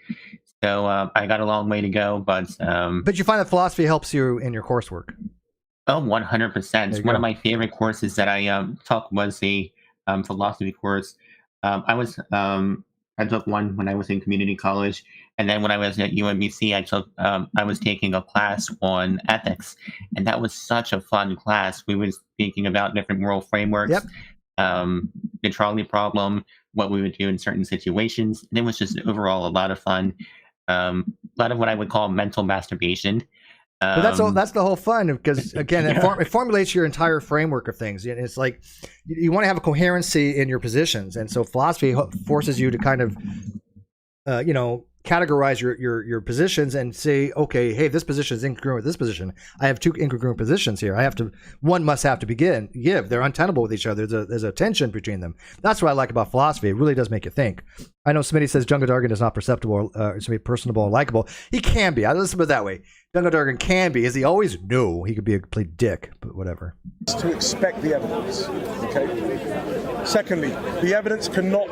Why would it lead us to expect? Okay, so that's if the hypothesis. I'm gonna boost this to one and a half speed. We would put down a prediction. If the hypothesis is successful, it would be like this. Can't prove it right, but it lines up with what we predicted. That's what you're saying? No, so I'm not saying that. I'm saying if you are saying something is so, and you are bringing in something to say why it is so, the thing that you are bringing as a hypothesis that explains that data needs to explain the data. So I'll give you an example. Okay, stop. Can I give an example? This is pretty much right there, from what I understand. That's pretty much laying the foundation for the PSR and for the contingency argument. Yeah, that's pretty much right here lays the because it explains the data, right? There's a reason for it. Right. He's basically that's right here is where he's laying the foundation for his argument, and I wish Aron would have caught what he was doing right there. Well, he keeps Dr. Sijuwade keeps explaining the argument. He starts the argument, and every time Aron just keeps interrupting him. You'll see, and it's just like, Aron, let him get through the thing, because you're just at every point you're just interrupting him, and it's not a really a healthy way to debate, because you're not understanding. He's laying the foundations axiomatically for his argument, which is perfectly fine to do. But you have to let him get through it. You can't just say, "Oh, that axiom, this, and this." It's like, look, you can not accept an axiom, but you got to give reason why. And I hate when people say, "Look, you haven't proven that axiom. You haven't demonstrated that axiom." So what? You don't demonstrate axioms. They're accepted axiomatically unless you have reason to say that they're false. Right, and that's the whole definition of an axiom. Yeah. I hate when people say my arguments have been assailed because you didn't prove your axiom. I'm like, you're an idiot. Just don't bother me. Yeah, like the whole point of an axiom is you don't have proof for it. It's assumed. You can't prove an axiom, otherwise it wouldn't be an axiom. Yeah, it's just nonsensical. Uriah says, I think Aron means that there must be a confirmed phenomenon before the hypothesis is made. Well, yeah, but again, there are people that have witnessed the phenomenon, but of course they have not been confirmed scientifically, because I think science can disconfirm certain things. Look, if you see a Jesus statue bleeding, out of his eyes, you can never confirm it's a miracle, but you certainly can confirm that is rust or sewage, right? Right. Interesting. There was a case in India where there was a bleeding statue of Jesus, and some scientists came along and said, "No, that's really sewage water," and he was crucified for it and was forced to flee the country because they were going to prosecute him for committing blasphemy. That's something dangerous about certain religions, and I do understand anti-theist arguments why certain religions can be dangerous because of that. There's an argument to be had because of that very thing. The funniest part is Aron and I, we stand with each other completely on that. Completely, do we agree on that? That certain religions that do that can be very detrimental to society as a whole. And if somebody wants to say, "Well, Steve, you sound like an anti-theist," in those particular instances, I'm fine with anti-theism. Right, exactly, and we see what conservatives and far right fundamentalists are trying to do by overturning Roe, and if they can succeed, then it's going to be extremely harmful to women all around the country, and that's based entirely that's on religion. That's based on religion, right? And that's based entirely on religious arguments, yeah. Not based in reality, not based in science, and that is the dangerous part about it. But anyway, I digress. No, I love that. I fully agree. Look, if somebody has, and I'll just say it's outright, if somebody has a religion where they advocate that a scientist who actually confirms that sewage water, should be put to death, or a religion in the Middle East that if you are gay, you deserve to be put to death. I'm an anti-theist. Fine. Yeah, absolutely. I agree 100%. Call me an anti-theist in regards to those things. I have no issue with that. I'm just not an anti-theist because I have to take it as a whole, and I'm not against religion as a whole. But if you want to say I'm a local anti-theist, yeah, sure, I'm okay with that. I don't have an issue. I'm against those things. Yeah, you have a right to religion, you have a right to belief, but that belief stops when you try and enforce all of that on everyone else. Absolutely. And when you try and force everyone to believe the same way you do, I don't believe that's okay, especially when your beliefs are going to be harmful to other people. It'll be like saying, I'm on a diet, therefore I'm going to forbid you from eating a piece of cake because it's against my diet. Or worse, if you eat the piece of cake, we put you to death. Yeah, exactly. I'm against that, okay? And Leo says he believes the universe is brute contingency, which I do as well, because it's just part of my belief system. But we'll get into the discussion because that's actually what they talk about here coming up. So I don't agree with the moral argument that people bring for the existence of God. Okay, so you have people like William Lane Craig and other Christian philosophers who will bring in the moral argument that says moral values support God's existence. I don't believe that. I believe moral values are necessary. They're necessary moral principles, and they will exist irrespective of God. So you cannot use that as evidence. That's a very different position than a lot of theists. Yeah, I'm glad he pointed that out, because my biggest problem with the moral argument is the fact that it is really subjective. Moral argument's the worst theist argument out there. One of the worst. I hate it. I agree. The moral argument is just horrible. And there's a lot of reasons why. I would say because, number one, there's no objective way of determining who God is or which God to follow. Every religion has different beliefs, and every religion has different views on ethics. Which one are we going to follow and why? I can easily say, okay, homosexuality is okay because God says it's okay. And I can just make up whatever religion I want. And even within Christianity, for example, they can't even figure out what books believe in the Bible.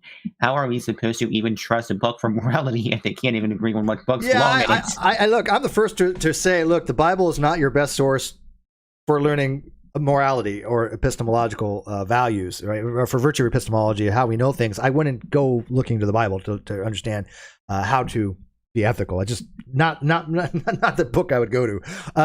But he is actually saying something that's very contradictory to a lot of theists. Theists actually will say, look, we can only have morals because of a lawgiver, that God exists. And I think that's deontologically, I think it's a horrible freaking argument. Yeah. You obviously have to have Santa Claus in order to have Christmas. Otherwise, you wouldn't have a way to determine if your kid is naughty or nice. Yeah. I mean, did you notice though he doesn't argue that, and I like that. He actually says, look, there are moral principles that are just facts that exist regardless of God exists or not, which I like. But then the argument goes, is God beholden to those facts, right? Is God does God there's some maybe violations of aseity there, or violations of omnipotence, but those are different arguments. But I like the way that acknowledges, hey, moral facts exist. I agree. They could be objective. I agree, and that we don't need a God for it. I agree. So he and I agree with that. Basically, he's basically saying that ethics are independent of God. Yeah. So they're transcendental. Transcendental. Morality, and these two can exist separately. Yep. Which is interesting, because that would mean that morals are God is still subjected to those morals that are outside and independent of him. Which wouldn't that mean that morals would be God? And I really don't have a problem with this argument if you argue it this way. Maybe a lot of theists will argue that God is only able to do things that is logically possible, right? So he cannot will himself to not exist. He cannot exist and not exist. He cannot have a contradiction. He cannot create a square circle. These are things long established by what's called the principle of eternal verities, that theists came up with to say, look, you have to figure these things out. If God is all powerful, then he would be able to do all things, even illogical things, and that's not logical. That's irrational. So they kind of reworded the way they understand God, that God can only do things consistent with his nature and logically possible, which I'm fine with. There's no big deal with that. But you could also argue that logical truths exist regardless of God exists. And if that's the case, then it's not a far leap for me to say that ethics ethical facts exist regardless of God exists. Now, a theist could come back and say, well, for these logical absolutes that exist at all times and all places, they must exist in a mind that holds them true at all times and places, and that be the God, and then, so that's like a Darwin-Dawkins argument. Right. But of course, I totally disagree with that, even though they're transcendental arguments.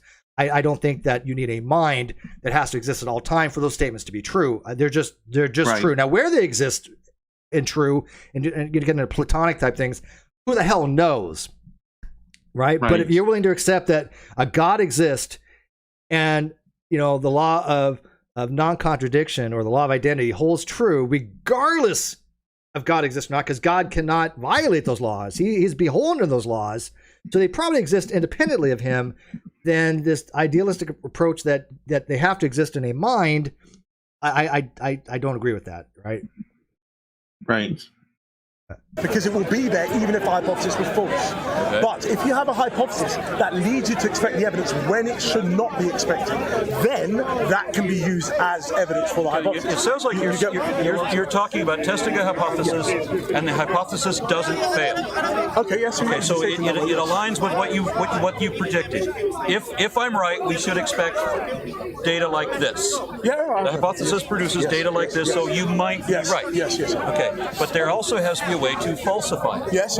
So one could argue this, and I'm not making this argument per se, but one could argue, look, if God exists, we would expect X, Y, and Z. If God exists, we would expect a lot of people to have religious experiences. Well, a billion people might say they've had religious experiences, right? If God exists, we would expect to have testimony from historical people in regards to their experiences, which people would argue with the Bible. Again, Right. and these things are evidential, and Aron doesn't understand evidence very well, because again, evidence is only things that makes a hypothesis more likely or not likely in science, but evidence is also anything posited for evaluation. And so testimony is evidence. If I go into a court of law and somebody testifies, that's evidence, right? Right. Exactly. And I'm not trying to equivocate. It's evidence. And so we would say, what is it we expect if God exists? What do we expect if God does not exist? I'm a fan of the argument, if God exists and God did miracles back in the day and he revealed himself and all these things happen, why are we not seeing them now? That's called the argument from silence. Yeah, I like the argument from silence a lot. It's like here we have more knowledge than we have ever in the history of humanity. I can literally go on this phone and access pretty much all of human history, and all of the knowledge of humans ever made can fit in the palm of my hand. And God doesn't even bother to reveal himself now. Yeah, why would he not reveal himself now if he wanted himself? I mean, he wanted to make himself known then.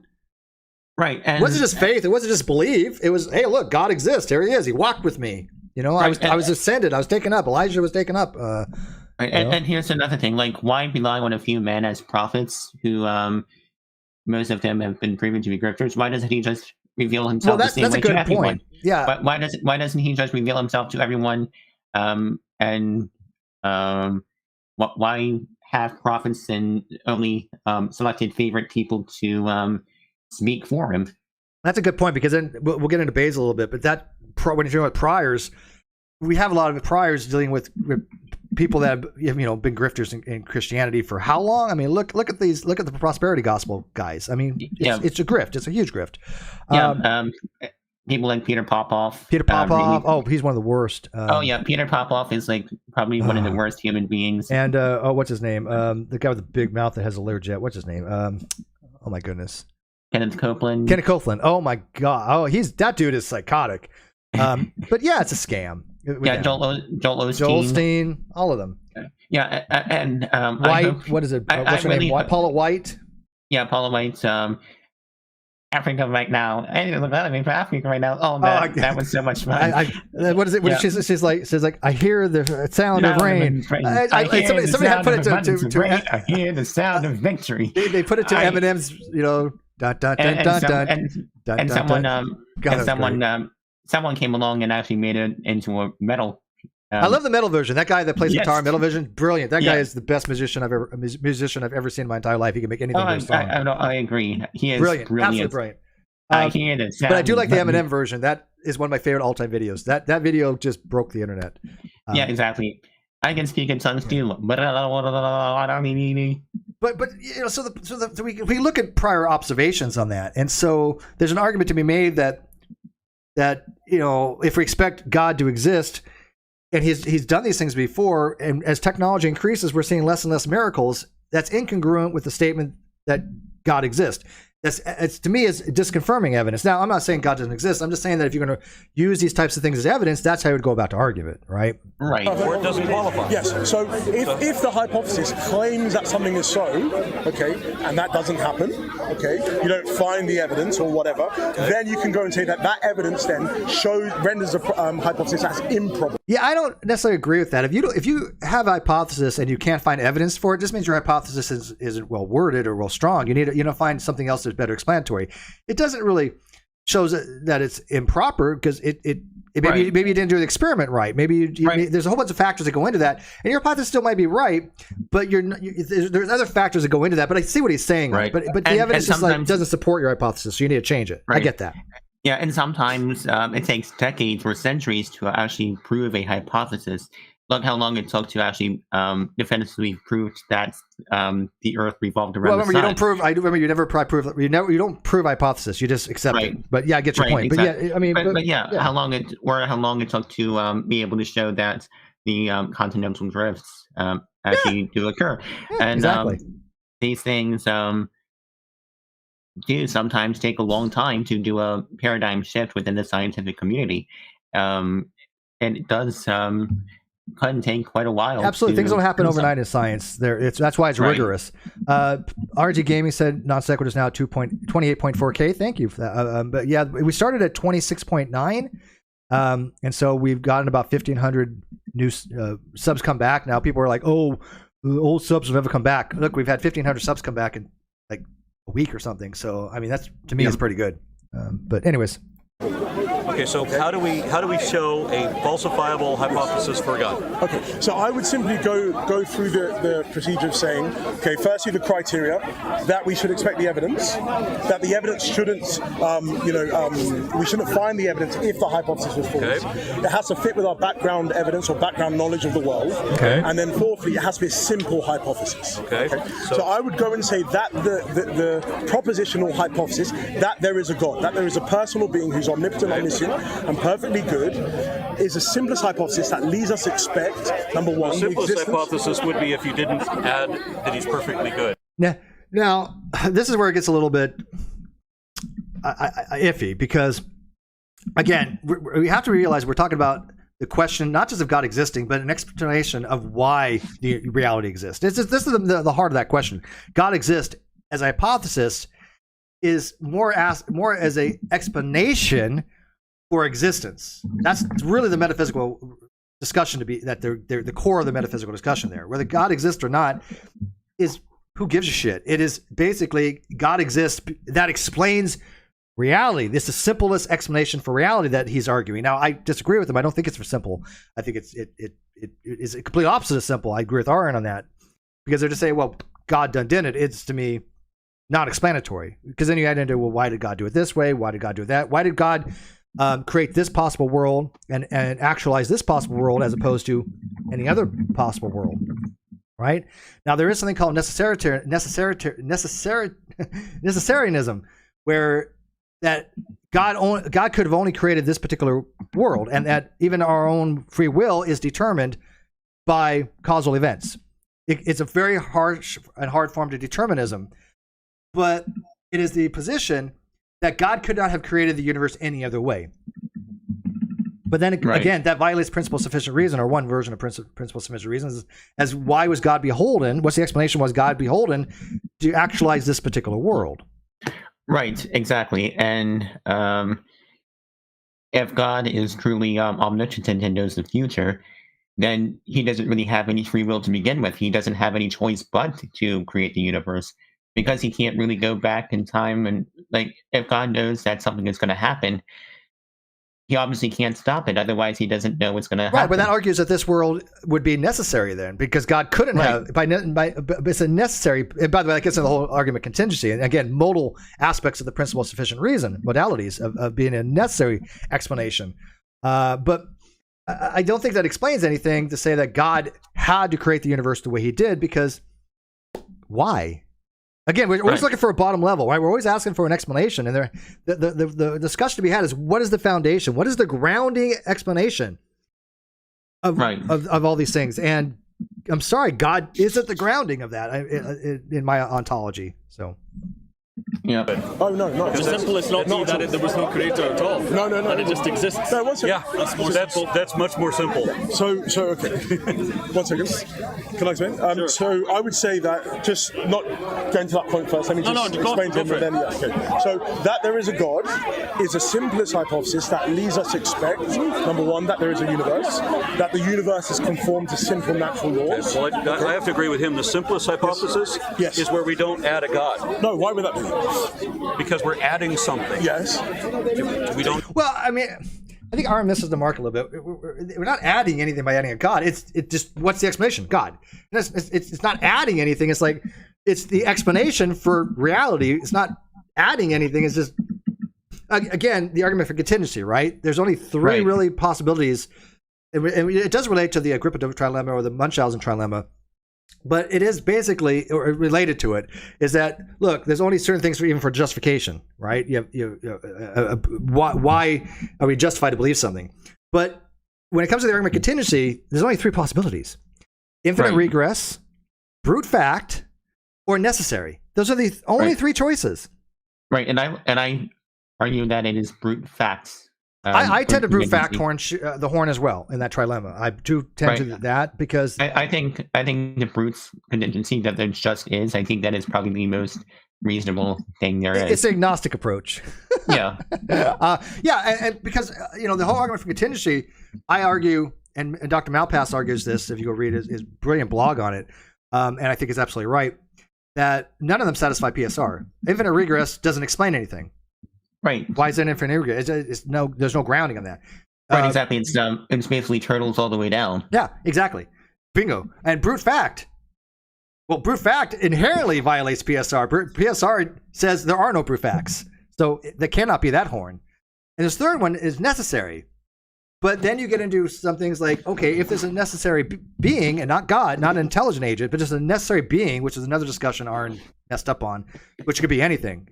Just something that is necessary that makes the universe necessary. What makes that necessary is why? And then if you add the intelligence to it, why did God make this actualized world? So that doesn't satisfy PSR. It doesn't get you anywhere. But it's still the better of the arguments Christians have or theists have, because even though it doesn't get you any there, it doesn't make you think. Well, which of the three horns you want to pick? You have a trilemma there. You know? Now, in what's called the dilemma of inferential justification, it's the same principle when it comes to justification of beliefs. If I justify this by this belief, and I justify this by this belief, I can have infinite amount of justifications, but you can get around that what's called infinitism. But I say no. I tend to what's called classical foundationalism, where we have a belief, and then we have a foundational property-based belief that is non-justifiable. It is axiomatic. We accept it as an axiom, and then you build a framework above on that, right? It's just the way I view epistemology. Other people can tend to what's called coherentism or whatever, but we're still saying that God is an explanation. Is saying, okay, there's a necessary being, and then there's an adding the next step of, okay, but that necessary being is God, which again is very heavy into Muslim theologies. But I'm not convinced there's a necessary being. Now, I'm not talking about God. I'm just about something that must exist. I don't think that the universe must exist. Could it? Maybe. I have no way of even evaluating whether the universe is necessary or not. Yeah. But then if you say there is no God, you then have to go and say, what is the ultimate reality? What is the ultimate explanation for that there is a universe? Yes, the universe. Okay, stop right there. Okay. And I wouldn't say, of course, it's a brute contingency that, and the fact that Aron doesn't realize that he's using a contingency argument now, is like this is pretty much the foundation of the contingency Well, he argument. denies the necessary being, so he only has two other horns to go. But I know he doesn't subscribe to infinitism, or excuse me, to infinite regress. So he does argue brute contingency. Yeah, Whether he and- realizes it or not, that's the only other option he has by process of elimination. You know? right, and I think there is good reason for to accept brute contingency. Yeah, like I said, I don't know how to move off brute contingency. I just don't. And so brute contingency would basically mean that the universe is contingent, and then everything that there's a causal relationship all the way back to some brute fact that we just either are epistemologically isolated from, that we can never know, or we just don't know. And there is no explanation for. And I'm happy with that. It sucks because we like to think that we can understand things, but I have to recognize that our minds are limited. We are limited physically, that our brains cannot comprehend certain things. It's not structured to, because of hardwiring of millions of years of evolution. I have to accept there might be something that we just cannot understand about the universe, and so there might be. It's just a brute fact. I'm okay with that. Yeah, I'm okay with that too. But you notice how they did point out they are trying to explain the existence of the universe. Now, Aron has, I think, dishonestly before argued that the universe exists by definition. In fact, I know he has because I've listened to discussions. That's dishonest. You cannot say the universe exists by definition, because you're just defining reality into existence. Same thing. A theist could say, "Well, God exists by definition," blah blah blah, defining existence. That's dishonest. We accept reality exists because we have no choice, because we couldn't even have reason or do science if we don't make that assumption. Okay, Yeah. but the universe itself is No, not simple. I'm not saying that the universe is evidence of the universe. No, I'm not saying it's evidence for the universe. But there has to be an ultimate explanation for The why ultimate there is a explanation, universe. right? And you will go and say, well, it's What if just we don't here. know it? It's a brute fact. if we don't Maybe, know it? yeah, you might say it's a brute fact. No. What if we say we don't know? Yes. But see, this is where I should have brought beer for this. Dave, do you agree that R is not understanding what Dr. Sijuwade is saying, that if you don't accept a necessary being, the only other two options is that it's a brute fact, which is contingent, or infinite regress, which is still, I think, making that the universe is some kind of contingent thing. Because a necessary being, one could argue, at least must exist in all possible worlds, and then it gets into modal PSR. But that's a whole different argument, whether the universe must exist or not. But he doesn't accept any necessary beings, because I've listened to his argument with other Muslim theists before, and he denies necessary being. So he does he does accept a brute fact, but he's not admitting to this. And he's like, what other some explanation? What is another explanation other than infinite regress or necessary? There are no others in that trilemma. That's why it's called a trilemma. Am I Dave, am I missing something? Audience, am I missing something on that? No, I agree with what you're saying 100%. You are right on the money. It just boggles my mind, because Aron has to say, yeah, it's a brute fact. So what? Does it diminish anything else that he believes or something? I don't see why. So you'll go and say it's a brute fact. No, well, there is a universe. We'll accept. Yes. We're not in dispute. There is a universe. But we don't have an explanation. How did the universe come about? I think the honest answer is I don't know. Okay, but if you don't have an explanation, then you're accepting it as a brute fact, because you're saying it exists, but I don't have any. By the way, your mic is on your desk. By the way, people are noticing, I guess.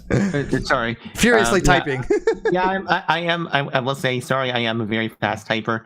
I can tell. So please do forgive me there. Yeah, no problem. But Aron's not understanding what he's saying. He's saying, I don't know the explanation. Okay, but you still accept the universe as a brute fact, because you're not accepting it as necessary. In the modality-wise, for what's called analytic modalities, you either have necessary or you have contingent. What other options are there? Right. Well, technically speaking, there are three, I think. What? Necessary, contingent, and the third being impossible, such as a married bachelor. Oh, being okay, impossible. that's fair enough. Right, that's fair enough. Yeah, Okay, I'll accept that. So I think. So yeah. I You're always thought right, there was three being impossible. I should say. Let me rephrase that then. For all things possible, it's necessary contingent. Yeah, exactly. Okay. And Thank you. I agree with you. right, yeah, that's fine. Yep.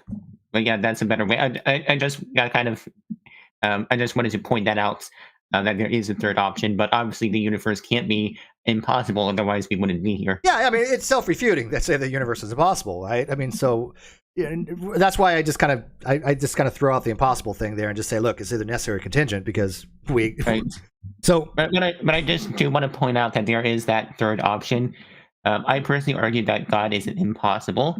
I think that the attributes that are made up of God and defined by classical theism that would take a logical argument. But that is my understanding. That is I would classify God as an impossible entity.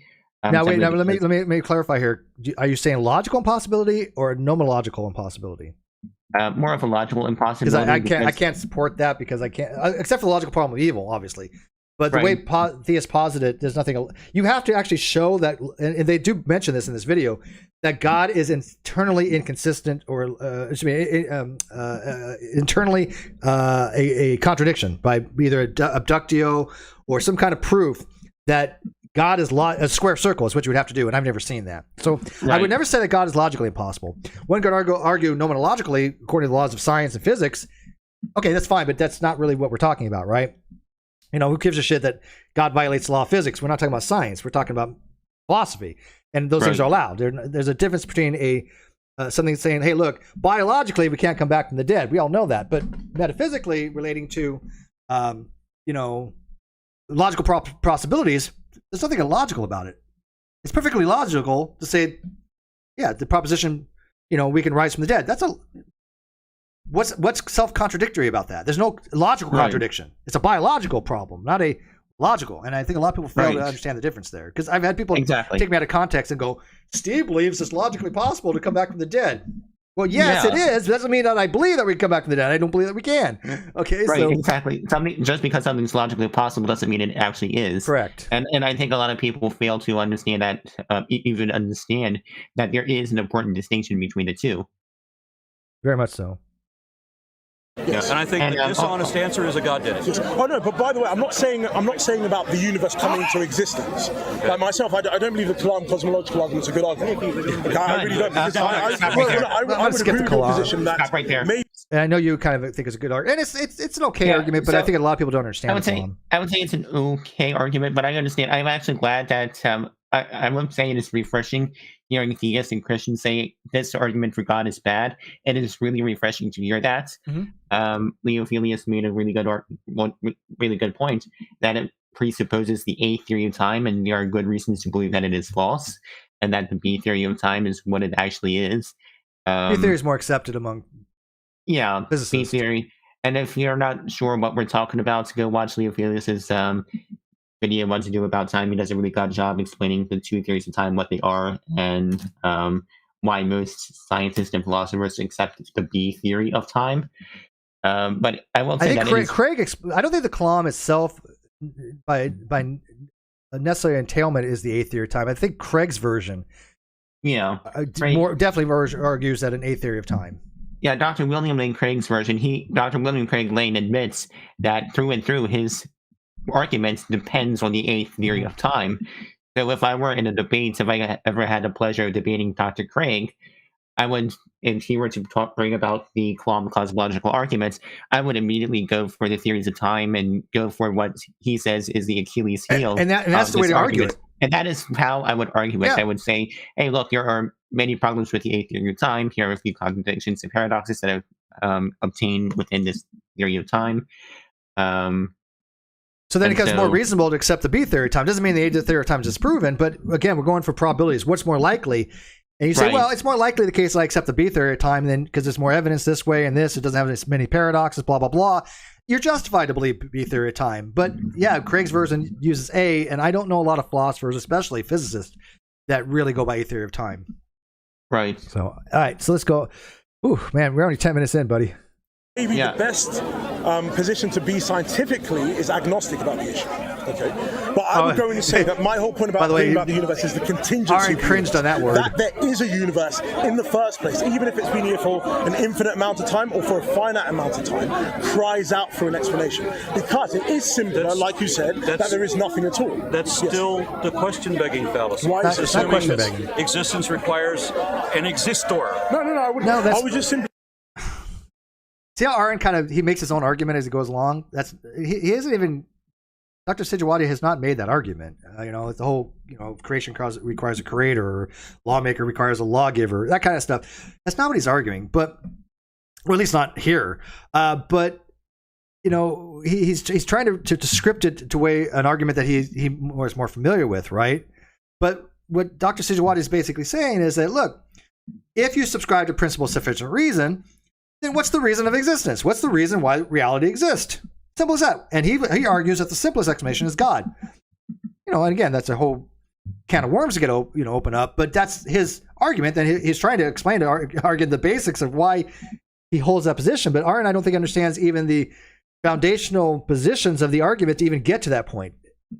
Right. And that's why it just sounds like they're just talking past each other, which normally happens with Aron.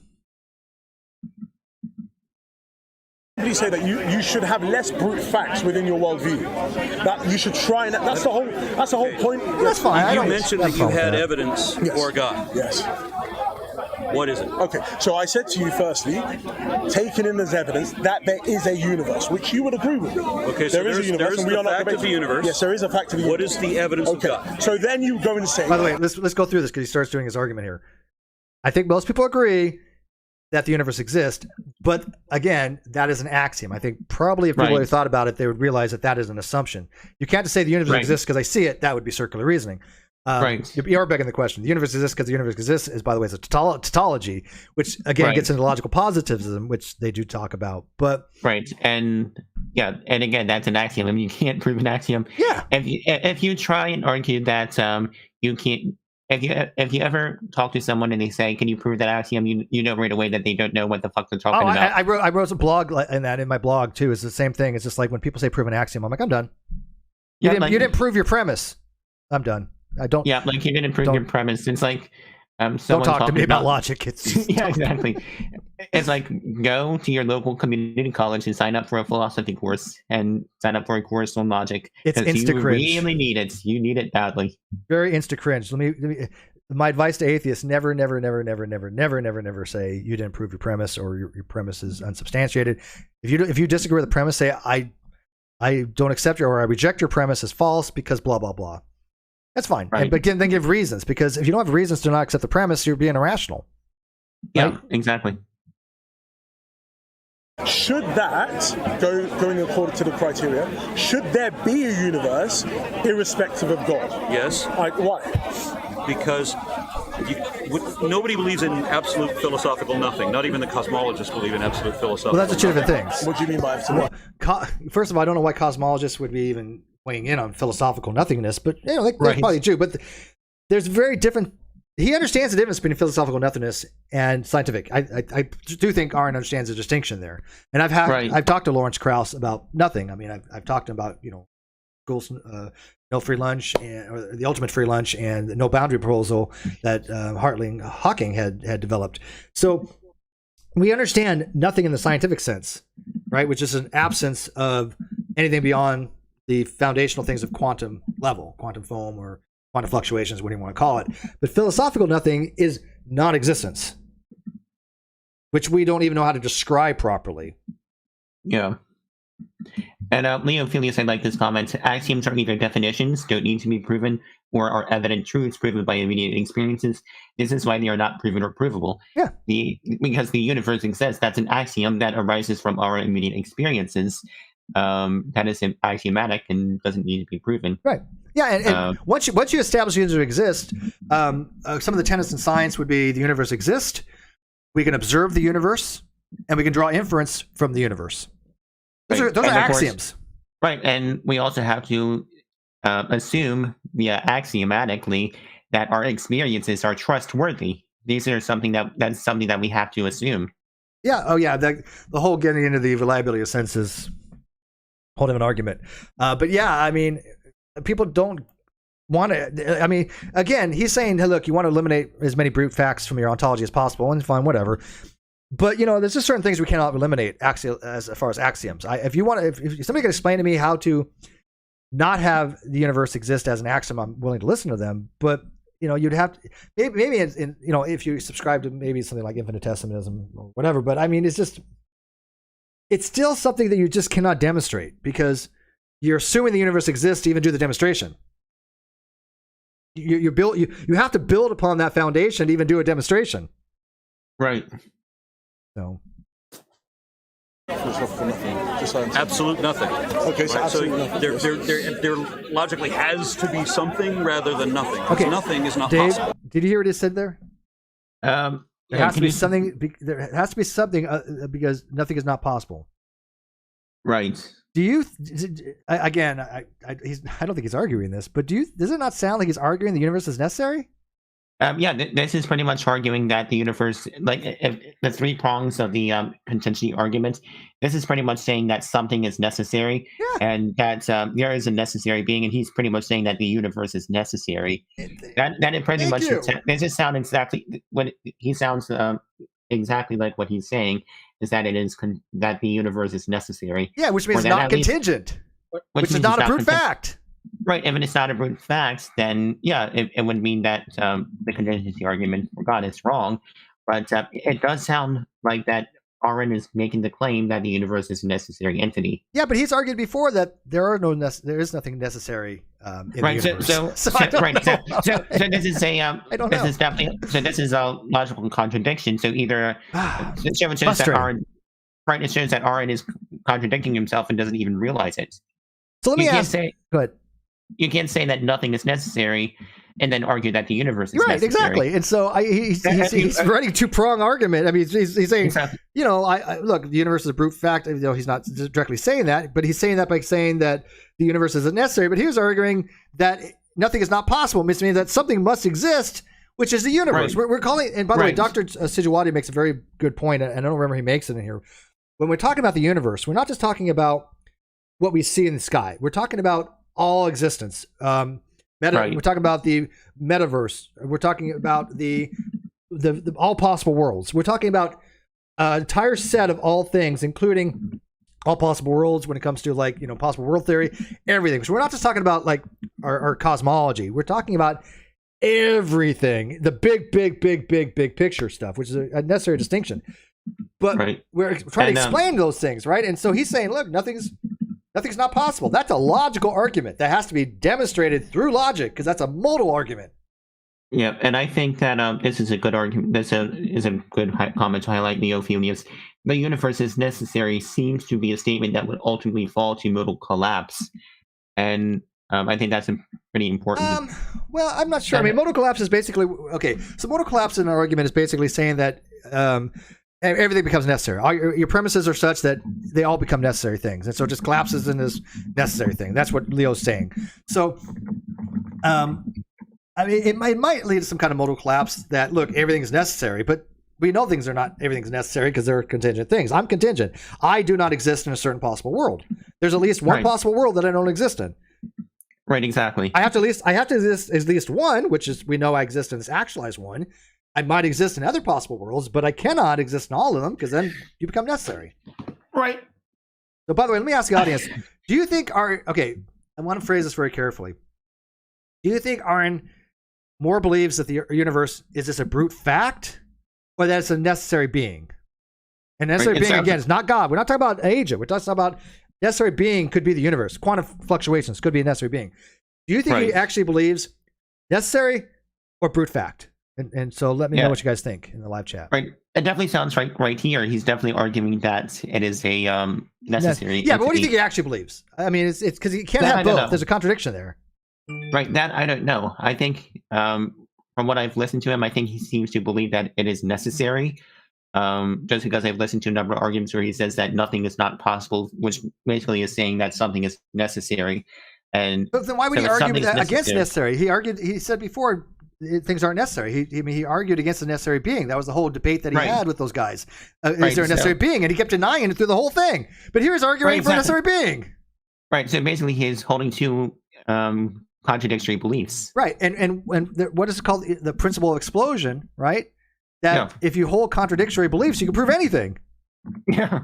So this is Aron understanding that in his own framework here, he has two very contradictory positions, and that is incoherent. That is an incoherent system. Right. They both can't be true. Right, and I don't, and that's something that I don't think Aron understands. No, he doesn't. I know he doesn't. Right, and pick a lane, Aron. Pick a lane. This is why people give you criticism. You cannot have it both. You cannot have the best of both possible worlds. There. See the pen? Right, you can't eat your cake and you can't have your cake and eat it too. Yeah. Oh man. Why is nothing not possible? Sorry. Physicists. They Physicists. say nothing. What the hell do I do with physicists? It's a philosophical question. Metaphysically, why is nothing impossible? Yeah, it's a metaphysical Because question. to show that nothing is impossible, you have to derive a Well, if you think about it this way, contradiction from if it. anywhere there is nothing, Yes. then the place where there is nothing has a boundary. Oh God, this is. Do you see the equivocation problems he's having here? Yeah, basically, if I understand him right, he's saying that if there was absolute nothing, then that absolute nothing would have a boundary that he's would talking exist. about. He's talking about a whole. He's talking about like a whole of nothingness, which would have a boundary condition, but inside that whole there would be nothing. But we're not talking about nothing in a boundary condition. We're not talking about nothingness in the physical universe. We're talking about nothing as in there is nothing, no universe, no possible nothing. It's a very different type of concept. It's philosophical nothing. It's non-existence. We're not talking about scientific nothing. We're not talking about boundary condition for like a black hole of nothingness, which isn't nothing. But it's just a very huge misunderstanding of the topic of nothingness. Right, exactly. And I think he's equivocating philosophical nothingness with scientific nothingness. Absolutely. Yeah, and it's very interesting because if we had a whole of nothingness, holes are parasitical. Right. And they're parasitical because they have to exist in something, right? So the holes are considered to be parasitical, that for them to have nothing, it has to have something around it for it to exist in. Okay, that's what a hole is. But we're not talking about that type of nothing. We're talking about philosophical nothing. And this is why it just drives me crazy listening to these types of discussions when there's such equivocation going on. Right. And I don't think it's a lousy Aron argument, Aron. Just stop. Right, and Aron doesn't realize he's doing it. It's a script. Okay. It's a script. But like I said, he's arguing, how do you have nothing if you have a boundary condition, then you have something, because holes are parasitical. That's true, but we're not talking about that. Oh, good grief. And that boundary is something. And that already precludes that you can't have anything anywhere if you have nothing somewhere. But you're using a modal term can and cannot. Yes. You are saying that it's logically impossible. Right. Logical impossibility is a very strong statement. Because you are saying nothing. The statement nothing entails a contradiction. Right. Same thing like a married bachelor entails a contradiction. That's right, and that is a spot on point. He's a logical saying something is logically impossible requires a contradiction. Like a married bachelor. Now, I have actually shown in one of my blogs that you can have a married bachelor using what's called paraconsistent logic, which is a type of ditheism, where you can have true contradictions, but that's not classical logic. Right. Leo, according to Kent Hovind, some space-time has a colored shoe, and you can put it in a jar. Stephen Craig, did you ever see my debate with Kent Hovind? I didn't watch the full thing, but I know of it, and I didn't watch the whole thing. I remember seeing clips, but I didn't watch the whole thing, no.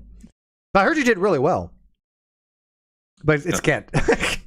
I mean, Dapper Dino can't admit he didn't know what a dinosaur was, basically. Yep. I'm not prepared for that. Yeah, I'm not prepared for that at the moment to give you an explanation or definition of what a dinosaur is. I cannot do a Kent Hovind impersonation. If you want to get a Kent Hovind impersonation, go find Dr. Josh. Holy crap, that dude's got it nailed, man. Yeah. But Dr. Sijuwade is just spot on here. Logical contradiction is a very, very, very, very strong statement, and that requires a logical proof that ends in a contradiction. Yeah, Leo, I hate this distinction between physical nothingness and philosophical nothingness. Physical nothingness isn't nothingness in any sense of the word. It's very much something, a lot of something. And, Well, again, I mean, it's hard for our mind. This is where I think we have epistemic limitations of what it would mean to have absolutely nothing. The closest we can get to a non-existence is before we existed or after we die. It's probably non-existence, but that only affects our existence. To have a concept of what non-existence would be like for everything is a very different type of understanding, and our minds just may not be able to understand what true nothingness would be. We cannot grasp those concepts, just like the mind cannot grasp an actual infinity.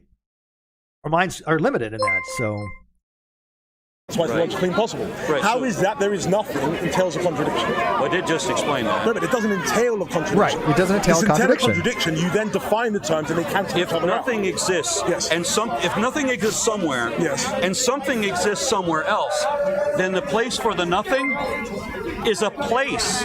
But you see, again, he's talking about a whole, and he's talking about, again, a parasitical whole because it has to exist in something. Right, exactly. But that's He's not what we're basically saying- talking about for nothing to exist. We're not saying that nothing. By the way, I still don't understand his argument. You still can have a Right. whole where inside that hole there's nothing. There's no quantum fluctuations. There's nothing. You still have a boundary condition. Okay, but at the boundary condition, who knows what the hell is going on there? Right, But inside and- that boundary, right, there's nothing. Right, and if nothing can't exist, then something must exist, which means he's basically saying that the universe is necessary. Well, he's limiting the scope. He's limiting the scope. He's saying nothing can exist if something exists around it. But that doesn't matter. Nothing exists still inside that hole. So when we say nothing exists, he's limiting the scope within the confines of the system, which is not the argument that Dr. Sijuwade is making, because we're talking about all existence of everything, of absolute nothing. Completely different arguments. Now, he's arguing scientifically that inside that bubble, nothing can exist. And we know that inside a bubble, there's still going to be quantum fluctuations. If there's no matter, right, there's still quantum. Ubiquitously, there's 0 point energy and quantum fluctuations and Higgs field throughout the entire universe. But that's not what we're talking about. Yeah, and I just want to point out that we are 2 hours in and we're not even halfway through the I video. know. That's welcome to my reviews. Well, the last part is kind of, we only need to get through about 10 minutes more of it. In For the relation nothing. to the something. Yes. Something. And it's a boundary with it, so it's a something. Yes. It's irrelevant. So absolute nothing is not possible. If there's That's not a logical problem. You used two different terms. You said nothing exists somewhere. You didn't say everywhere. Right. If you said nothing, It doesn't matter. 1 second. Nothing does can't matter. exist anywhere if something exists somewhere else. Exactly. If you said nothing existed everywhere, but there is something, then those things will contradict each other. So you said nothing exists somewhere and something exists somewhere. How does that cancel each other out? So Yes. the hypothesis is Yes. so whether there is a God or Yes. not, there's something instead of nothing. So Yes. where is the fact that indicates the God? Okay, so I was trying to say to you, firstly, They got absolutely that nowhere there in is a that. universe, that the universe That was- exists, because they got absolutely nowhere in there. Now they're back to God again. Right, I think they're talking past each other because they're equivocating definitions and they're just not having any meaningful conversation just because they're just talking past Yeah, each because other. art is just on a script. And but again, why don't you just assume the universe exists? By the way, he never did explain a logical argument why something has to exist. That's a philosophical question, and it might be a scientific question to a degree, but really, we have no idea what something exists. That's been a major question. That's been just Right. And why unknown. And why something exists, I think that is why is there something rather than nothing. I think that is more of a metaphysical, philosophical Absolutely. issue. Rather, it is more of a physical. It is not a scientific issue. It is more of a philosophical issue. Well, yeah, the principle of sufficient reason will dictate that there has to be something, and that for every existence, everything that exists, there has to be an explanation for.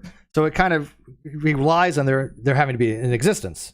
Matter of fact, let me. I had this. I was going to save this, but let me kind of put this on screen real quick. So because we're going to get into it, so might as well show each other or show it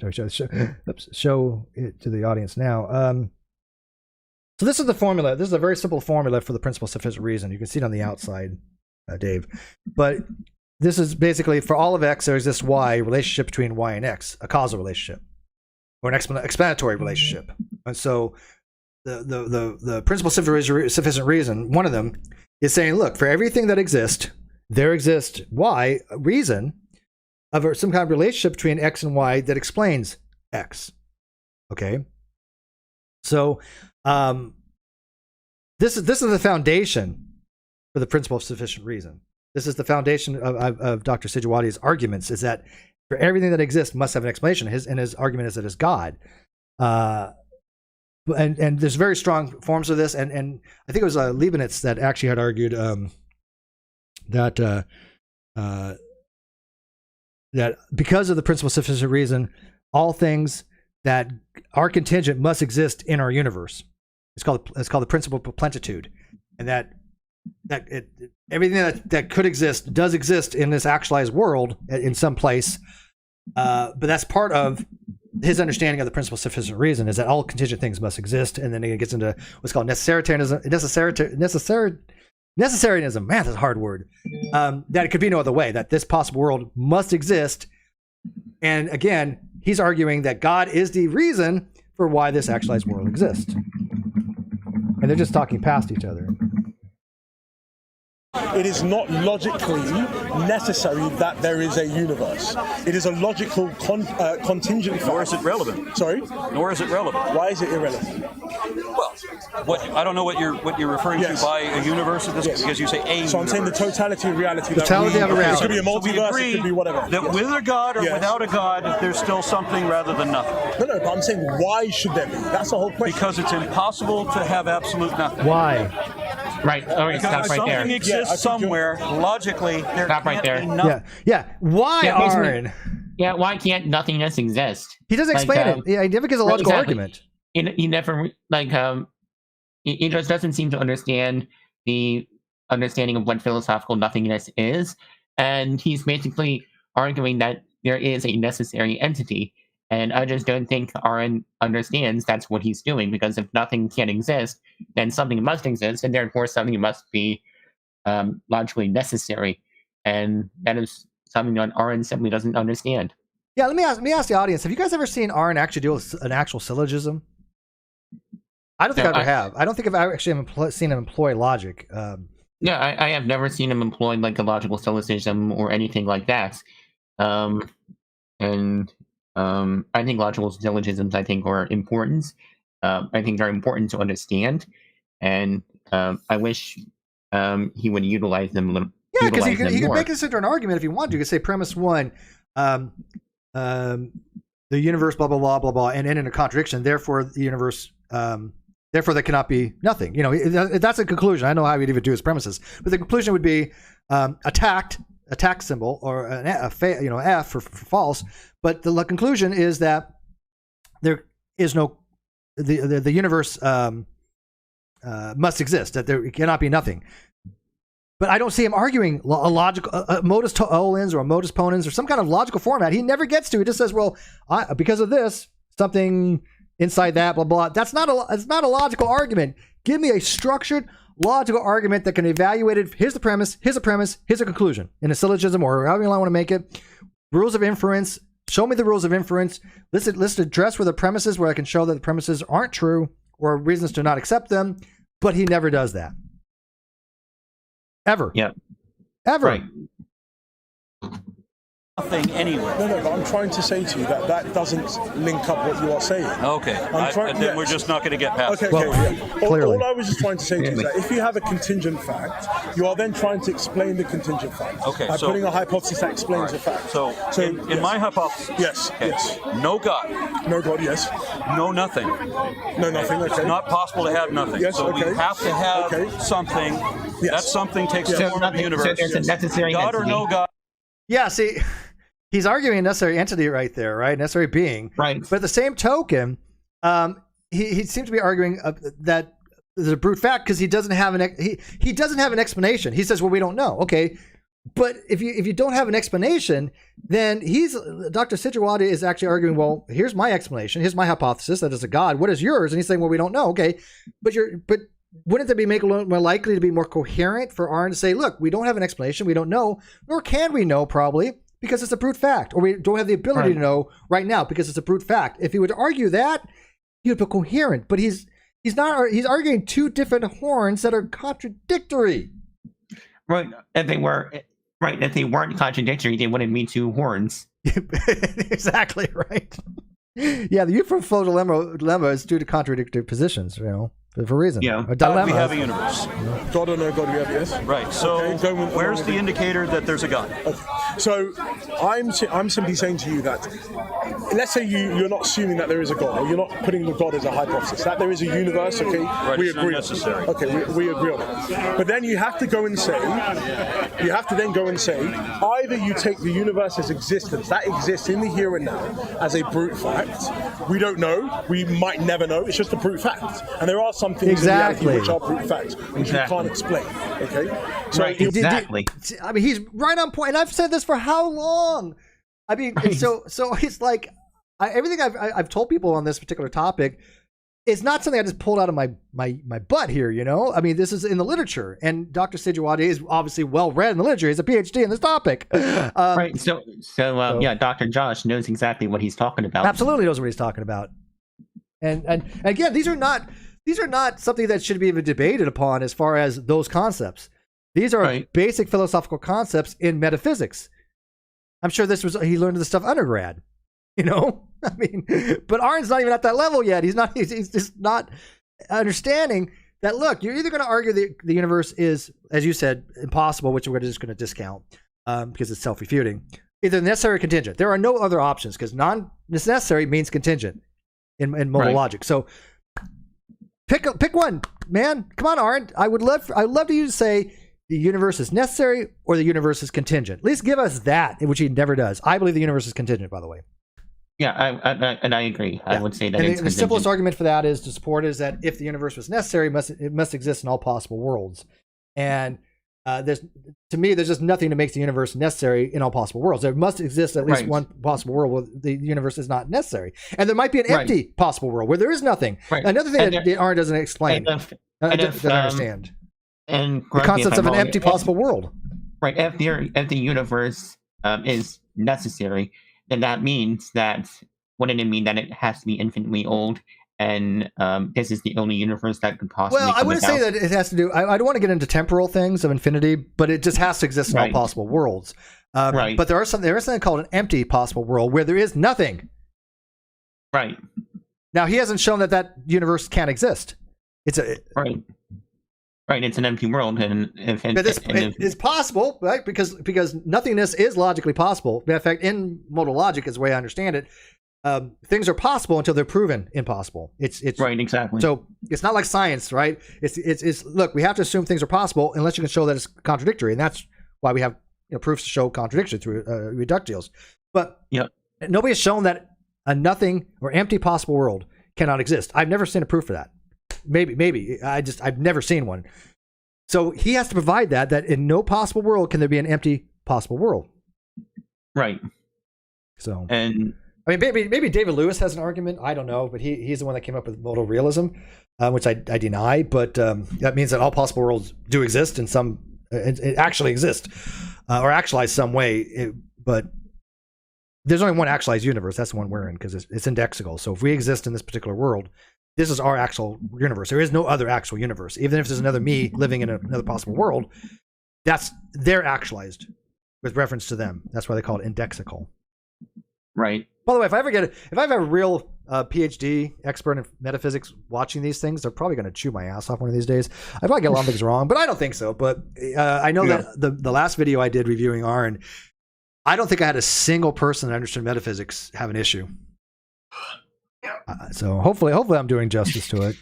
You will have to take it as that, or you have to go and say that there is a deeper, more ultimate explanation for the universe, which we might not have at the moment. Why do we have to have an explanation? No, I just said to you, you have two options. So either you take it as a brute fact, you say there is no explanation, and there cannot be. You don't have to say there is no explanation. I was going to. What if we don't know the explanation? All right, stop. Expect that there probably is one. So basically, he's pretty much contradicting what he says earlier. And that the brute fact, he's pretty much right here completely rejecting that it is a brute fact and pretty much saying that the universe is a necessary I agree. entity. Which basically this is Aron Ra explicitly saying that he thinks the universe is necessary. Yeah, I agree with that. But I don't think he actually holds that particular belief though, which is again when you have contradictory beliefs, you can prove anything, or right. But yeah, if he, because Dr. Sijuwade is arguing, look, if the universe doesn't have an explanation, or we cannot know the explanation, or we don't know it yet, all that would fall under a brute fact. I'm okay with that. Now, I think epistemologically, that might be, because we don't know something yet, it's a little questionable, but for arguendo, I'm happy to say, okay, we're going to put that under brute fact, because epistemologically we might never be able to know what the reason is. It might be outside our epistemic purview.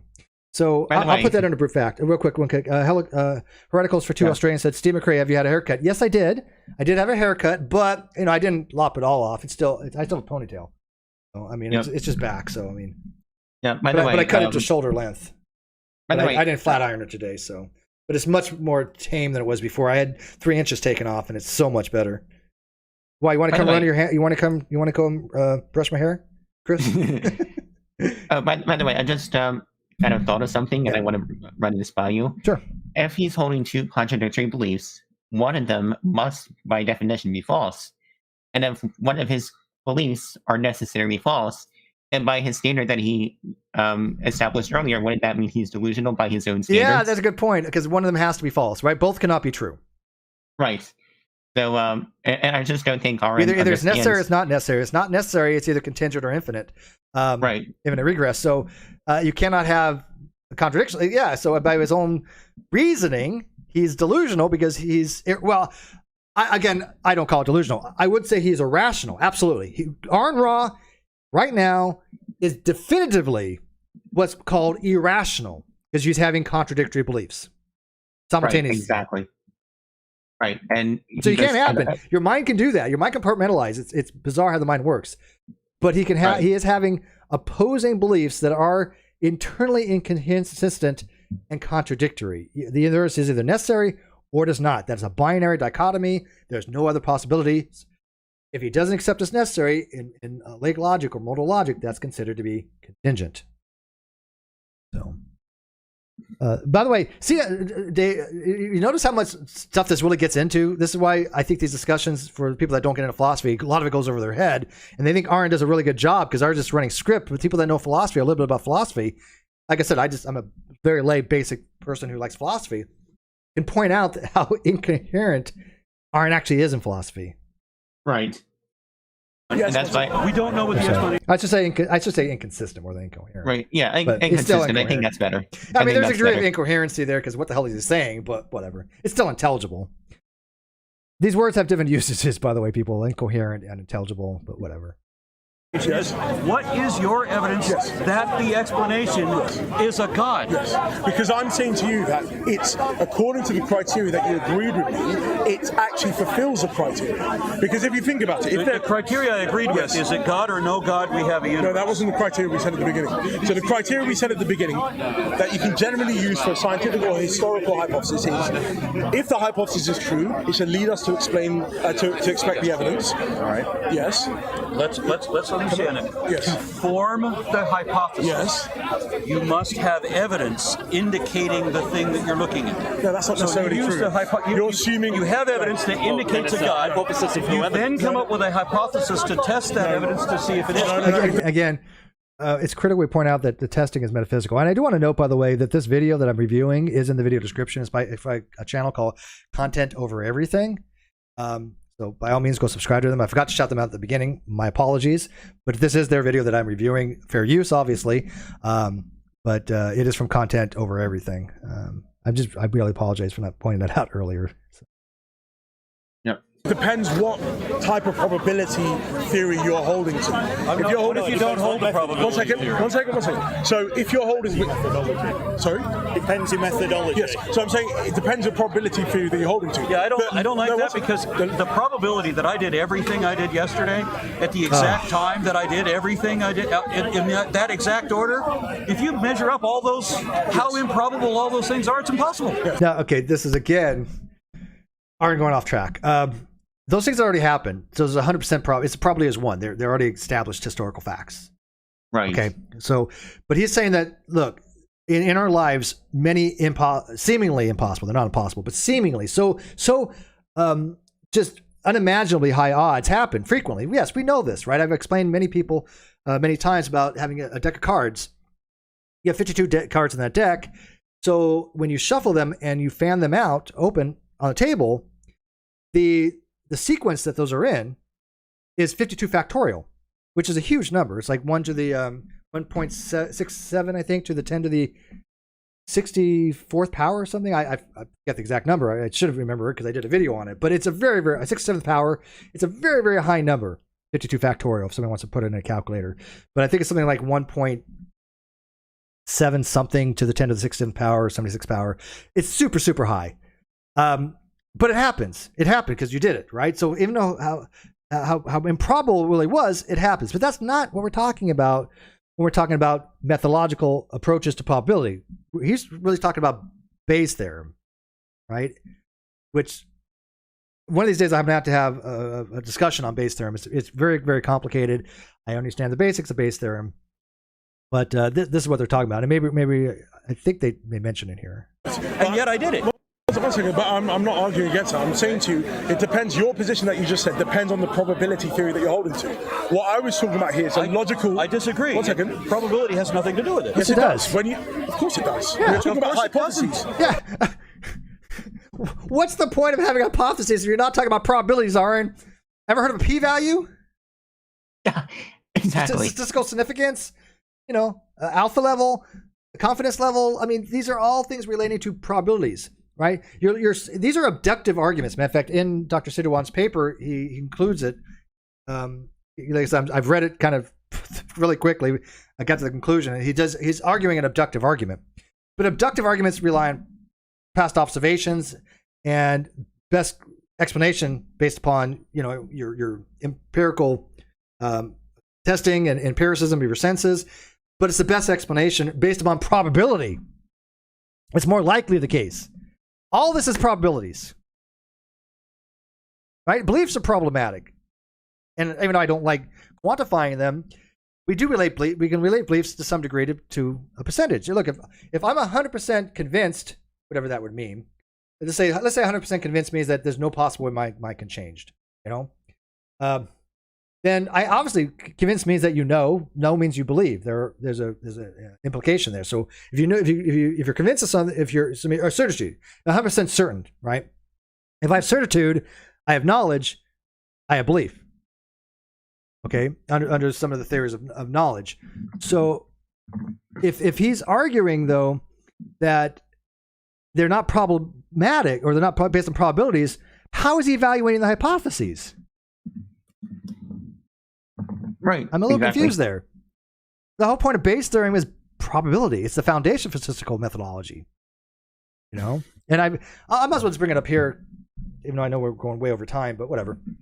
So I've asked the audience before on this question because there's a study done on this, and they basically try to explain to people don't normally use priors that are not really related to the hypothesis to properly formulate or modify their beliefs.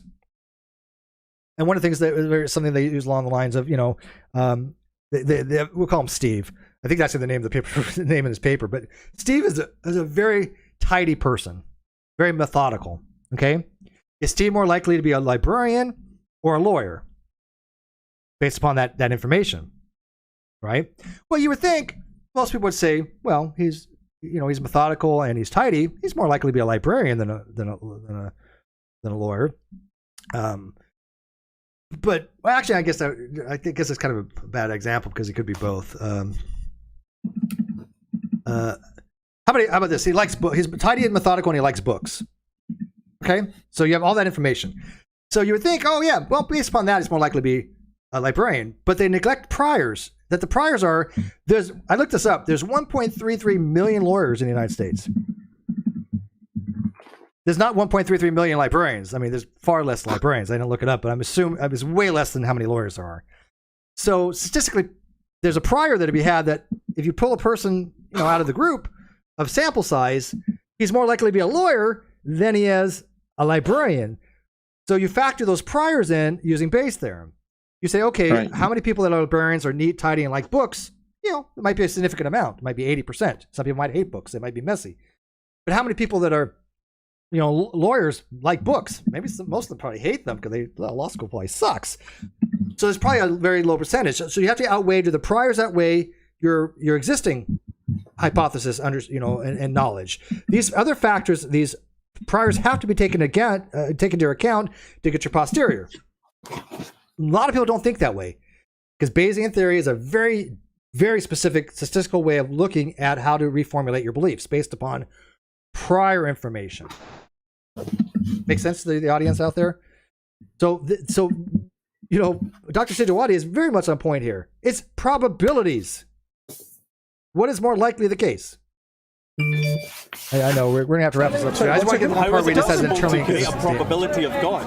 What do you mean? How is it possible? Because to say that something is probable, you must be able to say that something isn't probable. And how do we get factors to relate to the probability of an ultimate being? I don't see how I could think what's the probability. You can use things like Bayes' theorem. Bayes' theorem is a theorem of probability. So simply you have a atheist uses. So. Yeah, atheists can use. I'm saying generally you can use it for anything. No, I'm saying anyone. I said anyone can use it. Yeah, anyone can use it. Doctors use it. It's just a simple probability factor. So you can use Bayes' theorem, have a hypothesis, have the evidence, and go and see if the evidence is likely given the hypothesis, and see if the evidence given your is priors. Yes, Evidence. So I was simply saying to you, firstly, we have by the way, Dave, I could point out that priors come into existence in Bayes' theorem as well, dealing with charlatans. What's our prior experience with charlatans? Pretty significant. Right. Have we ever found an actual supernatural causation? Well, no, we can't. But we've had a lot of priors that most of these people that are charlatans have, when they try to say they have telekinesis or they have just some supernatural power or whatever, it's shown to be not the case. Right. So we have priors to draw upon, and I think that's pretty significant when we have these abductive reasoning to say, look, I see something. It's like a magician, right? If somebody does a magic trick, we have enough priors to go, yeah, this is a trick. We know it's a trick. They're magicians. But if the magician's saying, look, I have real powers, right? We have more than enough priors to draw upon to say that this is more likely fakery. This is the thing by James Randi Foundation. And he exposed every one of them as fake. Yeah. And Go figure. James, by the way, I want to point out that James Randi is one of my personal heroes. Oh, he was an amazing man. He's one of my heroes as well. And we tried to get him on Non Sequitur, but there was we were going to pay the appearance fee, but it just never materialized. But yeah, James Randi is one of the greatest. Yeah, and I will say that James Randi has done a lot of great work, especially exposing psychics and exposing Peter Popoff. And one thing that is really quite telling is that James Randi has been dead for over a year, and we haven't heard from him yet. So I assume that means that psychics simply don't exist and they're all frauds. He might be trying. Because I figured if he spent his whole life trying to prove or disprove the paranormal, if he's dead and he's able to communicate with psychics, you think we would hear from him by now. If he's going to do it in life, maybe he could do it posthumously. But the fact that we haven't heard from James Randi in over a year probably is pretty good indicates that psychics simply don't exist. Yeah, I think psychic stuff is BS, completely BS. Same here. Yeah. Contingent fact here that there is a universe. We have. I just want to get to the part where there's a self-refuting statement that he makes in here, and I want to end it there, but I don't remember where it's at. Lay down the evidence, and then we can say, does it explain or not? I don't think we've laid down any evidence. Yeah, I'm saying, can we do that? I'm saying, can we do that? I'm asking you to do that. Yeah, I'm saying, can, but you jump in. Hold on just a second, I'm sorry. Hello? Can you, just while he's talking that, have you defined what you mean by God? Yes. Who gives a shit what we mean by God? I hate that argument. What do you mean by God? Dismissing saying it's not evidence, and then saying I need to understand what. Okay, why would you say something like, well, there is a personal being who's on Okay, so we got that. So we know now where you stand. So that's what he's talking about. Okay, so I would say just going with that evidence. What evidence? Can I get there? Like I said, I really hate the whole thing. What do you mean by God? Look, I have a working definition I use for God. If you don't like it, don't use it, but whatever. But if you go into this discussion and say, what do you mean by God? You just go away. You're wasting everybody's time. Right. Right, because I think most people understand what is meant by God. Right. Given certain, obviously every religion understands God differently. But if you're talking to a Christian, you pretty much already know. If you understand the dominant culture in Christianity, you pretty much know what they mean by when they say God. Look, my definition is long, but if people can simplify it to just an intelligent agent that explains the universe. There you go. Whatever. Right. Now, I added into, that can prescriptively change the laws of the universe, because I think a God that can manipulate nomological facts, that can say, oh, look, I want the speed of light to be this or that to me is a God. That's fine. I'm fine with that. If we want to talk about a God, that's what I'm talking about. I'm okay with that. So I don't need to sit there and waste my time. What do you mean by God? You understand that he's a Christian. You understand what most Christians mean by God. It's Right. just It's stop doing that, almost- atheist. Right, it's almost immature, and Yes. it's like saying, like someone who's like, trying to think of a good way. I mean, well, it's like, okay, if somebody says, "Hey, that basketball player's tall," what do you mean by tall? We all know what he Yeah, means. exactly. He's probably over 6 foot something. He's probably 6'5", 6'6". You know, we Yeah. understand what we mean by these words when they're used. They have a connotation to them. From years, 2,000 years, the word God has had some connotation to it of some kind of supreme being. Now you can get the myopics of that and get to some specifics and properties, but who cares? We're just talking about some supreme being. Just don't using that argument, atheist. It's stupid, or not that question, I should say. Keep going. This is No, of course not. But Yes. all I'm going to say is, Yes. you keep coming around with the same arguments. Yeah.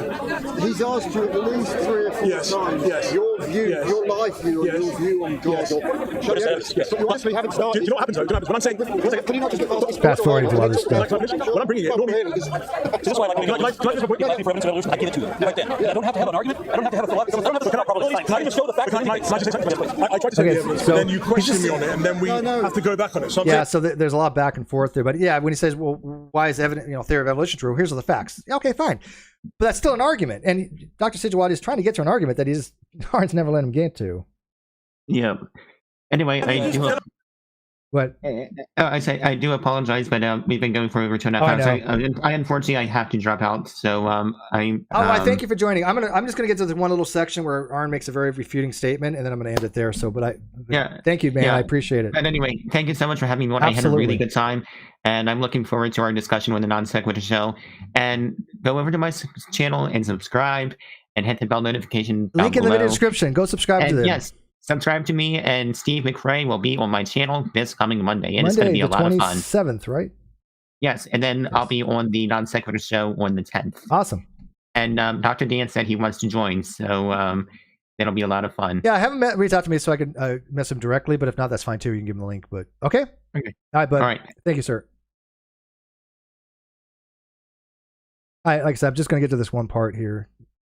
can I just say, and then we move on? Then we can start. Can you just tell Aron your definition so, of God? No. I want to hear the evidence. Okay, okay, that there is a universe, that there is a contingent universe. Okay, so that's the fact, not evidence. First, so what is the evidence? Oh, see how Aron does this?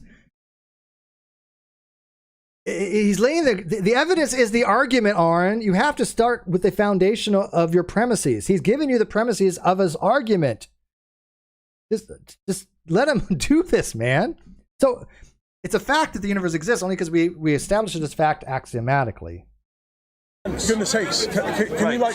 So this fact is just this okay, fact, evidence, whatever you whether want to there call is a it. God or whether there is not a God, this fact remains the same. Can I so just- it is not evidence. Can I Stop, just say something? Let me just say my things and then critique it, because you're critiquing each time and then I have to circle back, answer you, and then start again. Can I just say it and then you critique it? Is that fine? Okay, so that there is a universe, first line of evidence, fact, or whatever, okay? That there is a contingent universe. Okay. That things within the universe are conform to simple natural laws.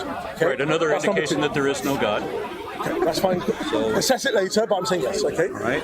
Thirdly, that these simple natural laws are such by which to bring about the evolution of rational creatures, okay? Okay, another, and fourth, the way you phrase it is a little muddy, but Okay. another indication that there Now you're noticing though, Aron is not disagreeing with any of these premises. He's just saying, "Oh well, this is all evidence for non-God." But he's still doing his argument. But he hasn't denied any of these premises. I don't have denied any of these premises, right? Do you guys see a premise so far that you can deny? No, these are all pretty basic premises. there is no God. Fourthly, Okay, fourthly, can I finish? God, please. Carry on. And the fourth one will be that there are these rational agents are conscious. Okay, What they does are conscious consciousness beings. have to do with Okay, it? one second. Okay, one second. What does consciousness Well, have that's to his do with it? argument. That- Can we assess it in a second? Because I mean, every time like you're jumping in saying, "Oh, but that's not." We've got to like 5, so let's Okay. keep going. So no. How many are there? We'll just go with the 4. We'll go with the 4. How many evidences of no God is he going to give me? Go ahead, All please. you're stating, all you're stating, Okay. you're not stating any Okay. evidence. stating facts. Number one. Okay. I think it's better first. I've said those 4 things, but let's just clarify. What do you mean by evidence, and what do you mean by fact fact? that indicates So, an objectively verifiable fact that is positively that indicates indicative of or exclusively concordant with only one available option over any other. This universe concords with no God. Every one of your examples concords with no God. But can I Now, okay, so I'm going to give Aron a little bit on this one because I think he's trying to argue that the evidence for God is the same evidence we use to show there is no God. And up to this point, he's probably right.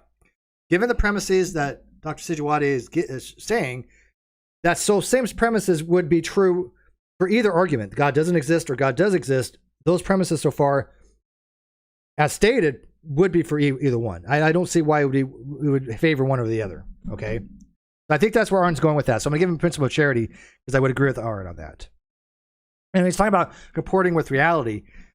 This is something called correspondence theory of truth, that there's some fact of the matter that exists ontologically that comports, a truth maker that makes something true. Some fact of the matter that makes a proposition true, right? So if I say the sky is blue, what makes that true is that there's a fact of the matter because of Rayleigh scattering and, the color of the sky that hits our eyes and we see a phenomenon called blue. These are the facts of the matter that make that proposition true. So there's some truth maker that makes that true in correspondence theory. So the statement, the proposition corresponds with something we can observe. I say to you, in the philosophical literature, that will not be evidence. That will I would agree. You have not given evidence. I'm saying the way you define evidence is not evidence. Because a proposition can have evidential value for multiple things, not just one thing. Yes, of course. We're talking about scientific evidence. Sorry? I don't know why you said one thing. I don't know why you said one thing. I'm not talking about historians. But I know that you're not talking about historians. I'm saying that historians have a different context of what evidence means.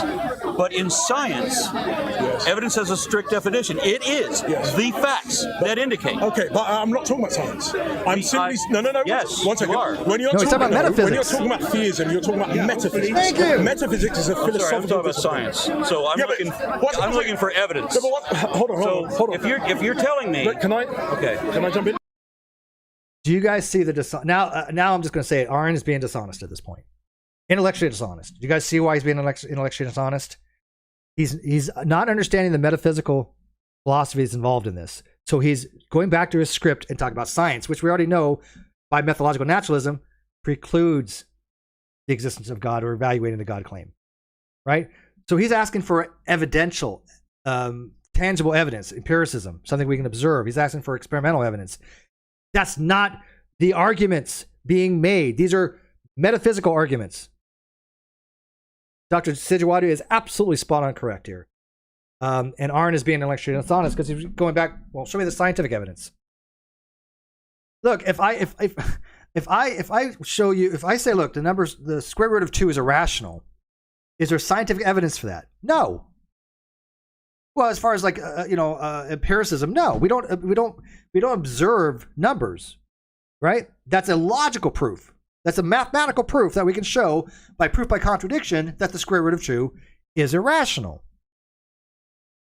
Logical proofs, right? Logical things that are by saying that even necessary truths are not experiential. They're not empirical. They're not something that we observe. They're not sensory. Matter of fact, this goes into logical positivism, which they do talk on a little bit, which Aron says he's not a logical positivist, but he sure espouses it. Because a logical positivist would say the only things that we can say are true are, one, logical truisms, tautologies, or things that we can experience. Okay? But that it fails because of what's called verificationism, which is the principle that everything that can be verified has to be verified through logical proof or through experience. But we know that's not necessarily the case, and that verificationism principle fails because that statement must be verified logically or through experiences, and that cannot be. So the verification principle is self-refuting, which Aron has a statement coming up. See when you guys catch it. He has a statement that is self-refuting, and this is why logical positivism and verificationism gets brought up. But see if you guys can point out the statement that he makes in the live chat. Say there. Just say there that he makes a logical statement that's self-refuting. Well, the 'cause it's coming When up you are here, I think. talking or when you are debating about the existence of God, it's a metaphysical discussion. Absolutely. It's not a scientific discussion. It is. No, one it's second. not. God, That's it would be a matter dishonest. of One second. You bring in scientific evidence to support the hypothesis or not, Which is but fine. it is a metaphysical discussion. And Yes. science is the only So I don't know tool what we you're have to talking test anything. Of course it's not. No, it's You have not. metaphysics. You can't. See, Aron doesn't understand testing by reason, testing by argumentation, testing by metaphysics. These are all ways to acquire knowledge. It doesn't have science is not the only way to acquire knowledge. There's many papers on this, Aron. You can go read. There's many different ways to acquire knowledge. Science is not the only method. You can have rationalism. You can have even empiricism itself. There's different ways. But I mean, you can have prudentialism, pragmatism. You can have just like I said, logical argumentation. That's not science. Logical argumentation, a structured logical argument, has nothing to do with experiments, right? Science is based upon experiments and observation. A priori knowledge, analytical a priori knowledge, is not based upon observation. They're true by mere fact, that they're true by necessity. A equals A, the law of identity, for all of X, X equals X, is a necessary fact. We don't experience that. We don't go, oh, let me go discover this, right? It's a priori, not a posteriori. This is something that Aron just, for some reason, does not want to understand, right? So when he's defaulting back to science, it's just like his fallback, saying, well, show me the evidence scientifically. These are not scientific questions. It's scientism, absolutely scientism. And that is a real word. How can you not test things in metaphysics? How can you Sorry, in so, metaphysics? okay, that there are moral values. Yeah. Can we find that out or not, or can you find that in a scientific way? No. Yes, you can find that. That's a scientific question. Tell me how you Yes, do that in science. absolutely. Everything we actually know about anything, we get from science. No. Aron, how do you... look, I believe moral facts exist. Even a subjectivist accepts moral facts. Objectivist, moral realism, subjectivist, moral realism, both of them accept there are moral facts. They just believe one is objective, one is subjective. But they believe that moral facts do exist. Those are not scientific claims. You cannot scientifically test for moral facts. Those are metaphysics because they deal with ethics. They literally are under the purview of metaphysics, Aron. You don't scientifically test a moral fact. Hold on. That statement is self-defeating, just to tell you. That everything that we know There you comes go. from science. Is that scientific? Yes. Okay, there you go. Do you guys catch that? Want me to rewind it? Did you guys test it? Aron had said that everything we know comes from science, and that could be tested by science. That statement in itself is a claim that needs to be tested by science, which is impossible. How do you test that statement by science? There's not an experiment for that. Now, I think Aron tries to argue, well, give me anything and I'll show you an experiment for it. And I'm going to give a little principle of charity here. Maybe I'm going on a limb here, so hopefully forget everything I said after this point because I could be way off base. But maybe he's trying to argue what's called an existential set. An existential set, as opposed to an intentional set, is that he's going to argue that he'll demonstrate every single solitary proposition ever made can be scientifically validated, and that in itself would prove that that statement that he made, that everything can be validated scientifically, is proven. Now, I think it's a hell of a roundabout going way to do it because obviously that's just not tenable. And I think I'm giving him way more benefit of the doubt if he's trying to do it existentially, and I could be way off on that. But again, you have intentional sets and you have extensional sets. Intentional set would be like all the presidents of the United States. Okay, that includes all the names of the presidents. That tells me that set of all the names of all the presidents that have ever been to the United States. Or I can have it extensionally, which is I have a set that I list every single one of them: George Washington, Abraham Lincoln, Clinton, Obama. If I just named every single president and not all of them in that set, those sets would be equivalent sets, although there's distinctions between an intentional set and existential set, but they contain the same elements. Well, they don't actually. They don't contain the same elements. One has one element, one has all the names, but it's just ways of describing the same thing, right? I'm describing all the presidents. I could do it intentionally by just saying all the presidents, or I could describe it extensionally by naming all the presidents. So he's trying to argue maybe that give me a scientific thing and I can prove to you that we can do it by science, which I don't think obviously would really work. But Dr. Sijuwade makes a very astute observation. His statement that all knowledge comes from science and that we can prove that has to be demonstrated by science. So that statement needs to be proven by science, which is not possible. I mean, it's so self-contradictory. This is why it goes into verificationism. Verificationism failed because it's self-contradictory. If you say that all things must be verified through logical proof or through empirical senses, you have to then verify that statement through logic or empirical senses, neither of which can be done. This is why the verification principle, as long as it's established, has failed. I know there's been ways of trying to resurrect it and modify it, but whatever. But it's a self-contradictory statement, right? My Unfinished Journey says for $2. Wave, thank you, My Unfinished Journey. Appreciate it, man. I hope you guys are enjoying this. We're going way long. I am going to end this before 3 hours, I promise. So we got 15 more minutes at max. I promise. But I really think this is getting to the crux of Aron's just complete lack of understanding of philosophy. Because watch how fast they go back and forth. Use a scientific methodology to get the Yes, no, it's a self-defeating because everything we want to say is true or false. There is a scientific way to determine No, that. 1 second. You just made a categorical statement that's self-defeating. Yep, But is you it sure did. You said you said everything that we know. Right. Everything is categorical. Everything that we can know to be true Right. is found through science. We can demonstrate. We can that demonstrate it through yes. science. Now that statement demonstrates it through science. Yes. What? Demonstrate that sentence that you just uttered through Okay. science. Right. All right. Because you Easy believe enough. it to be true. Yeah.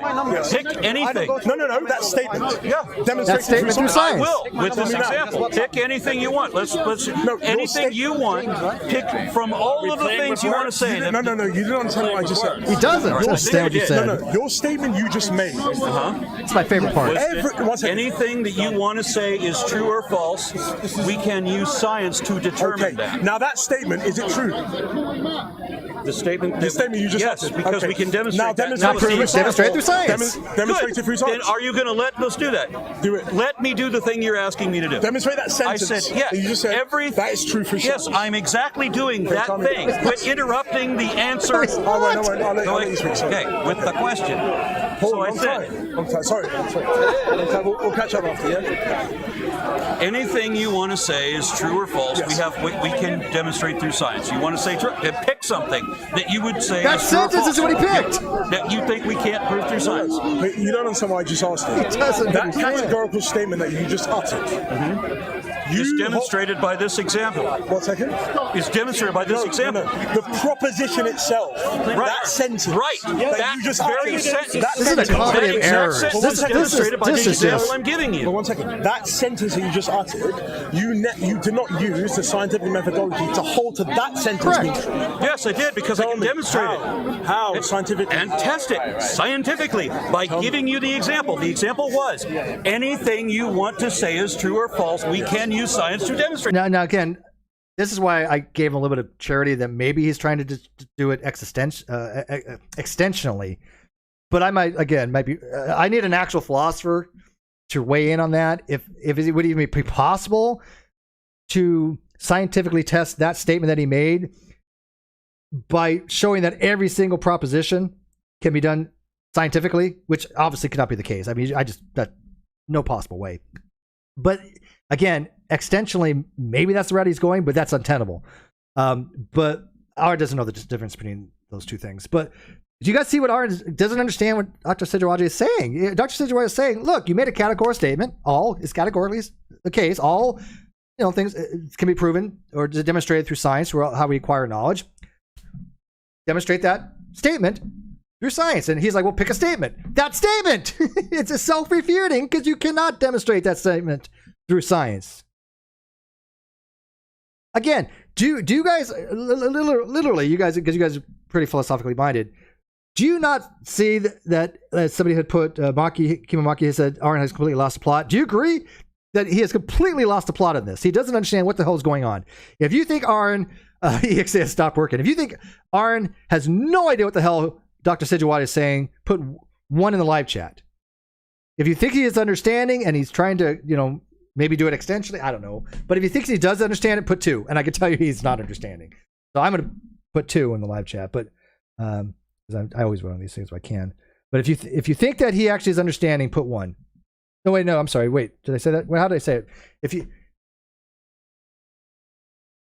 you think that Aron is not understanding, yeah, you know what? I'm going to remove that before you guys do this. Okay. Let me word it this way. If you think that Aron is not understanding, press 1. If you think he is understanding, press 2. So 1. So I think he. So press 1 if he's not understanding. So I'll draw a line here in a second so we can restart the vote here. I know it's got to catch up on the video. That's about right. Yeah, Aron lost the plot. Yeah, I mean, stop being confused. Yeah, it's even confusing me, right? So, again, if he doesn't understand 1, if he doesn't understand 2, all right? Doesn't understand 1, doesn't understand 2. Sorry, Leo. See, Steve has stopped working. Steve actually has stopped working. He's broken Steve. This is a waste of time, man. Because we've had the same thing maybe 17 times. His point is actually right. What you're speaking about is logical positivism, and he's challenging that. Yes. You are, because you're using the verification. No. You are using it as a Verificationism. It's a self-defeating statement. What he actually said is correct. That you're saying that you can statement that science is our best root of knowledge. You can't test that scientifically. That's self-defeating. So he's actually right. No, and I'm just going to end it there because you guys get the point. Aron does not understand that statement is what needs to be tested scientifically. And the only way to do that would be to test that statement scientifically, not test every other statement that could be a scientific statement. Because again, you would have to theoretically, I guess, test every single statement possible, which is, to me, 1, untenable, and 2, it's not possible. There's certain statements we take axiomatically. How are you going to test scientifically? If we could scientifically test the hard problem of solipsism, we would, right? Science can't address the hard problem of solipsism. Science can't really understand right now the mind-body problem, right? But there's certain things or the problem of induction. That's not a scientific problem. How do you test for the scientific? How do you use science to test something like human's problem of induction? Right? If we say that the proposition is that induction is not justified, right? How do you scientifically test for that? You have to use induction to do that. It's still circular, right? So you cannot use science that uses the inductive method to scientifically test, which I don't know what a test would even be for that, to say that induction is non-justifiable, right? Because it isn't. That's Hume's problem of induction. We have no way to justify the use of induction. So how would you scientifically test that statement that induction is not justifiable? What experiment would you use for that? It's not, to me, it's a category error. It's a huge category error. Anyways, guys, I am wrapping this up. It's been way longer than expected, but man, I just wish Aron would learn these terms, because people are seeing a script now.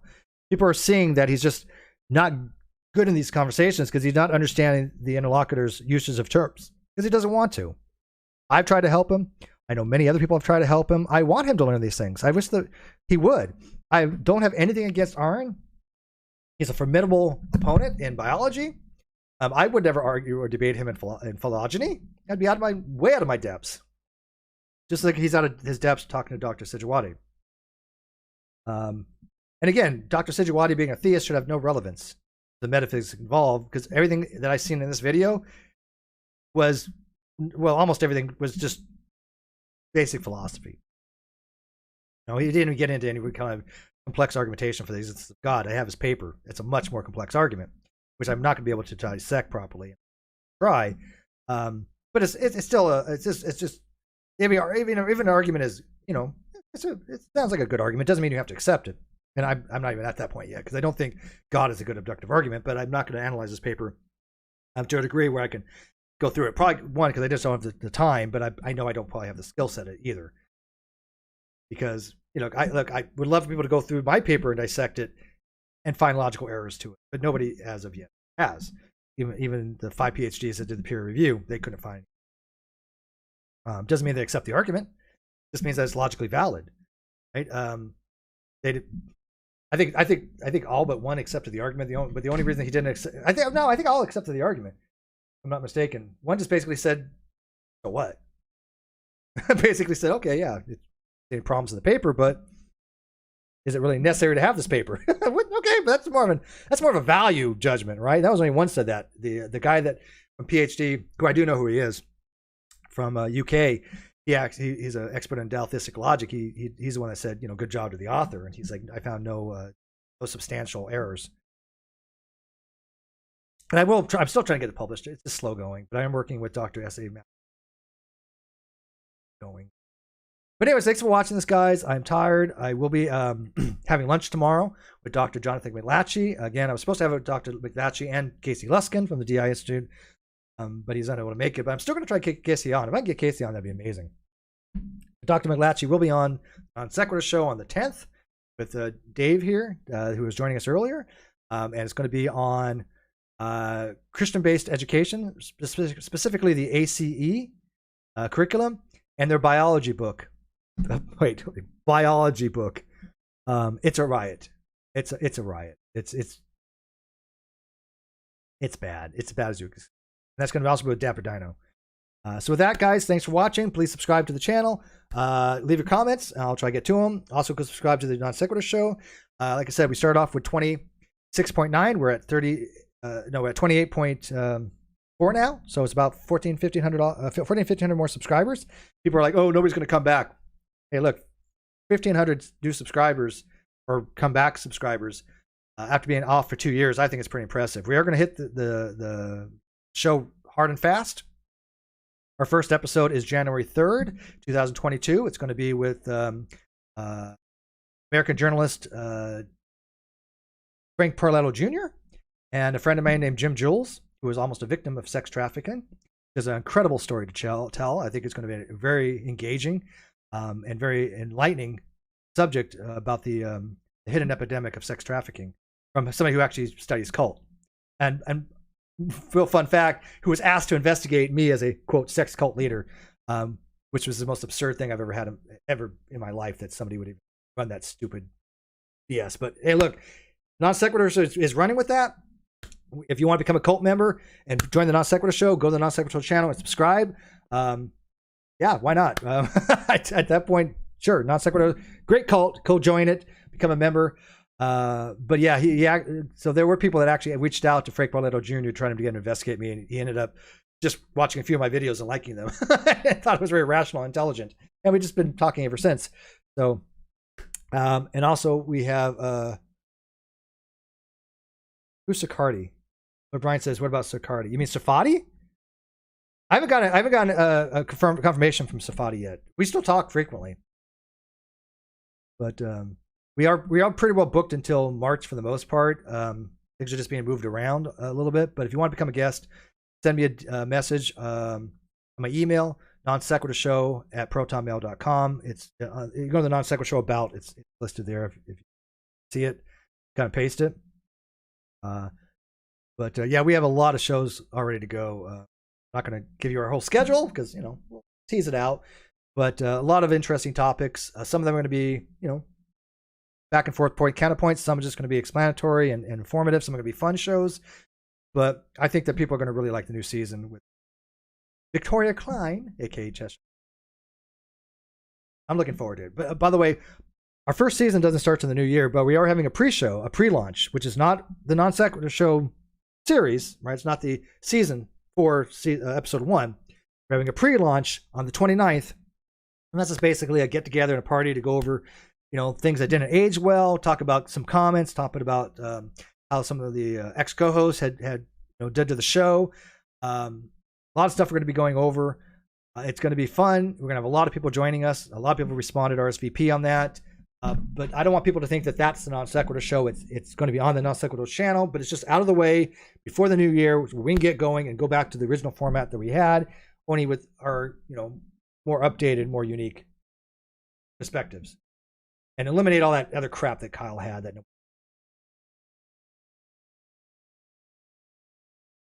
Oh, I know who you're talking about, LeBron. No, Sicardi. Yeah, that guy seems really cool. He was busy, and I was like, look, I'll wait till you're non-busy because I do want you to understand this. And he does respect me. He does appreciate my input. And so why would I want to do something without him if I really want to help the guy out? McLatchie discussion is on the 10th that we have it scheduled for. Things are always in flux, though. The hardest part of the show is really nailing down dates, because even though I've had a lot of people respond, it's their availabilities. And so, but like I said, I am going to be talking. I'm going to have a lunch physically with Dr. McLatchley tomorrow, and then I think I want to bring him on for 2 shows at least. But the first show is going to be a fun show. Well, the first show that he's on is going to be a fun show, and that's on the 10th, January 10th. We started with 27.6. Okay, Paul. So, yeah, we've already getting some subs. So please help spread the good word. Go to my Twitter. It's in the video description. Go to the Twitter of Non Sequitur. Help us get people informed about it. Help people join and subscribe, because we want this stuff out there. We want people to listen because we think these are great topics. This was fun for me. This is what I enjoy doing. Not the big money makers per se, but I don't give a shit about that. I do these things because I enjoy them.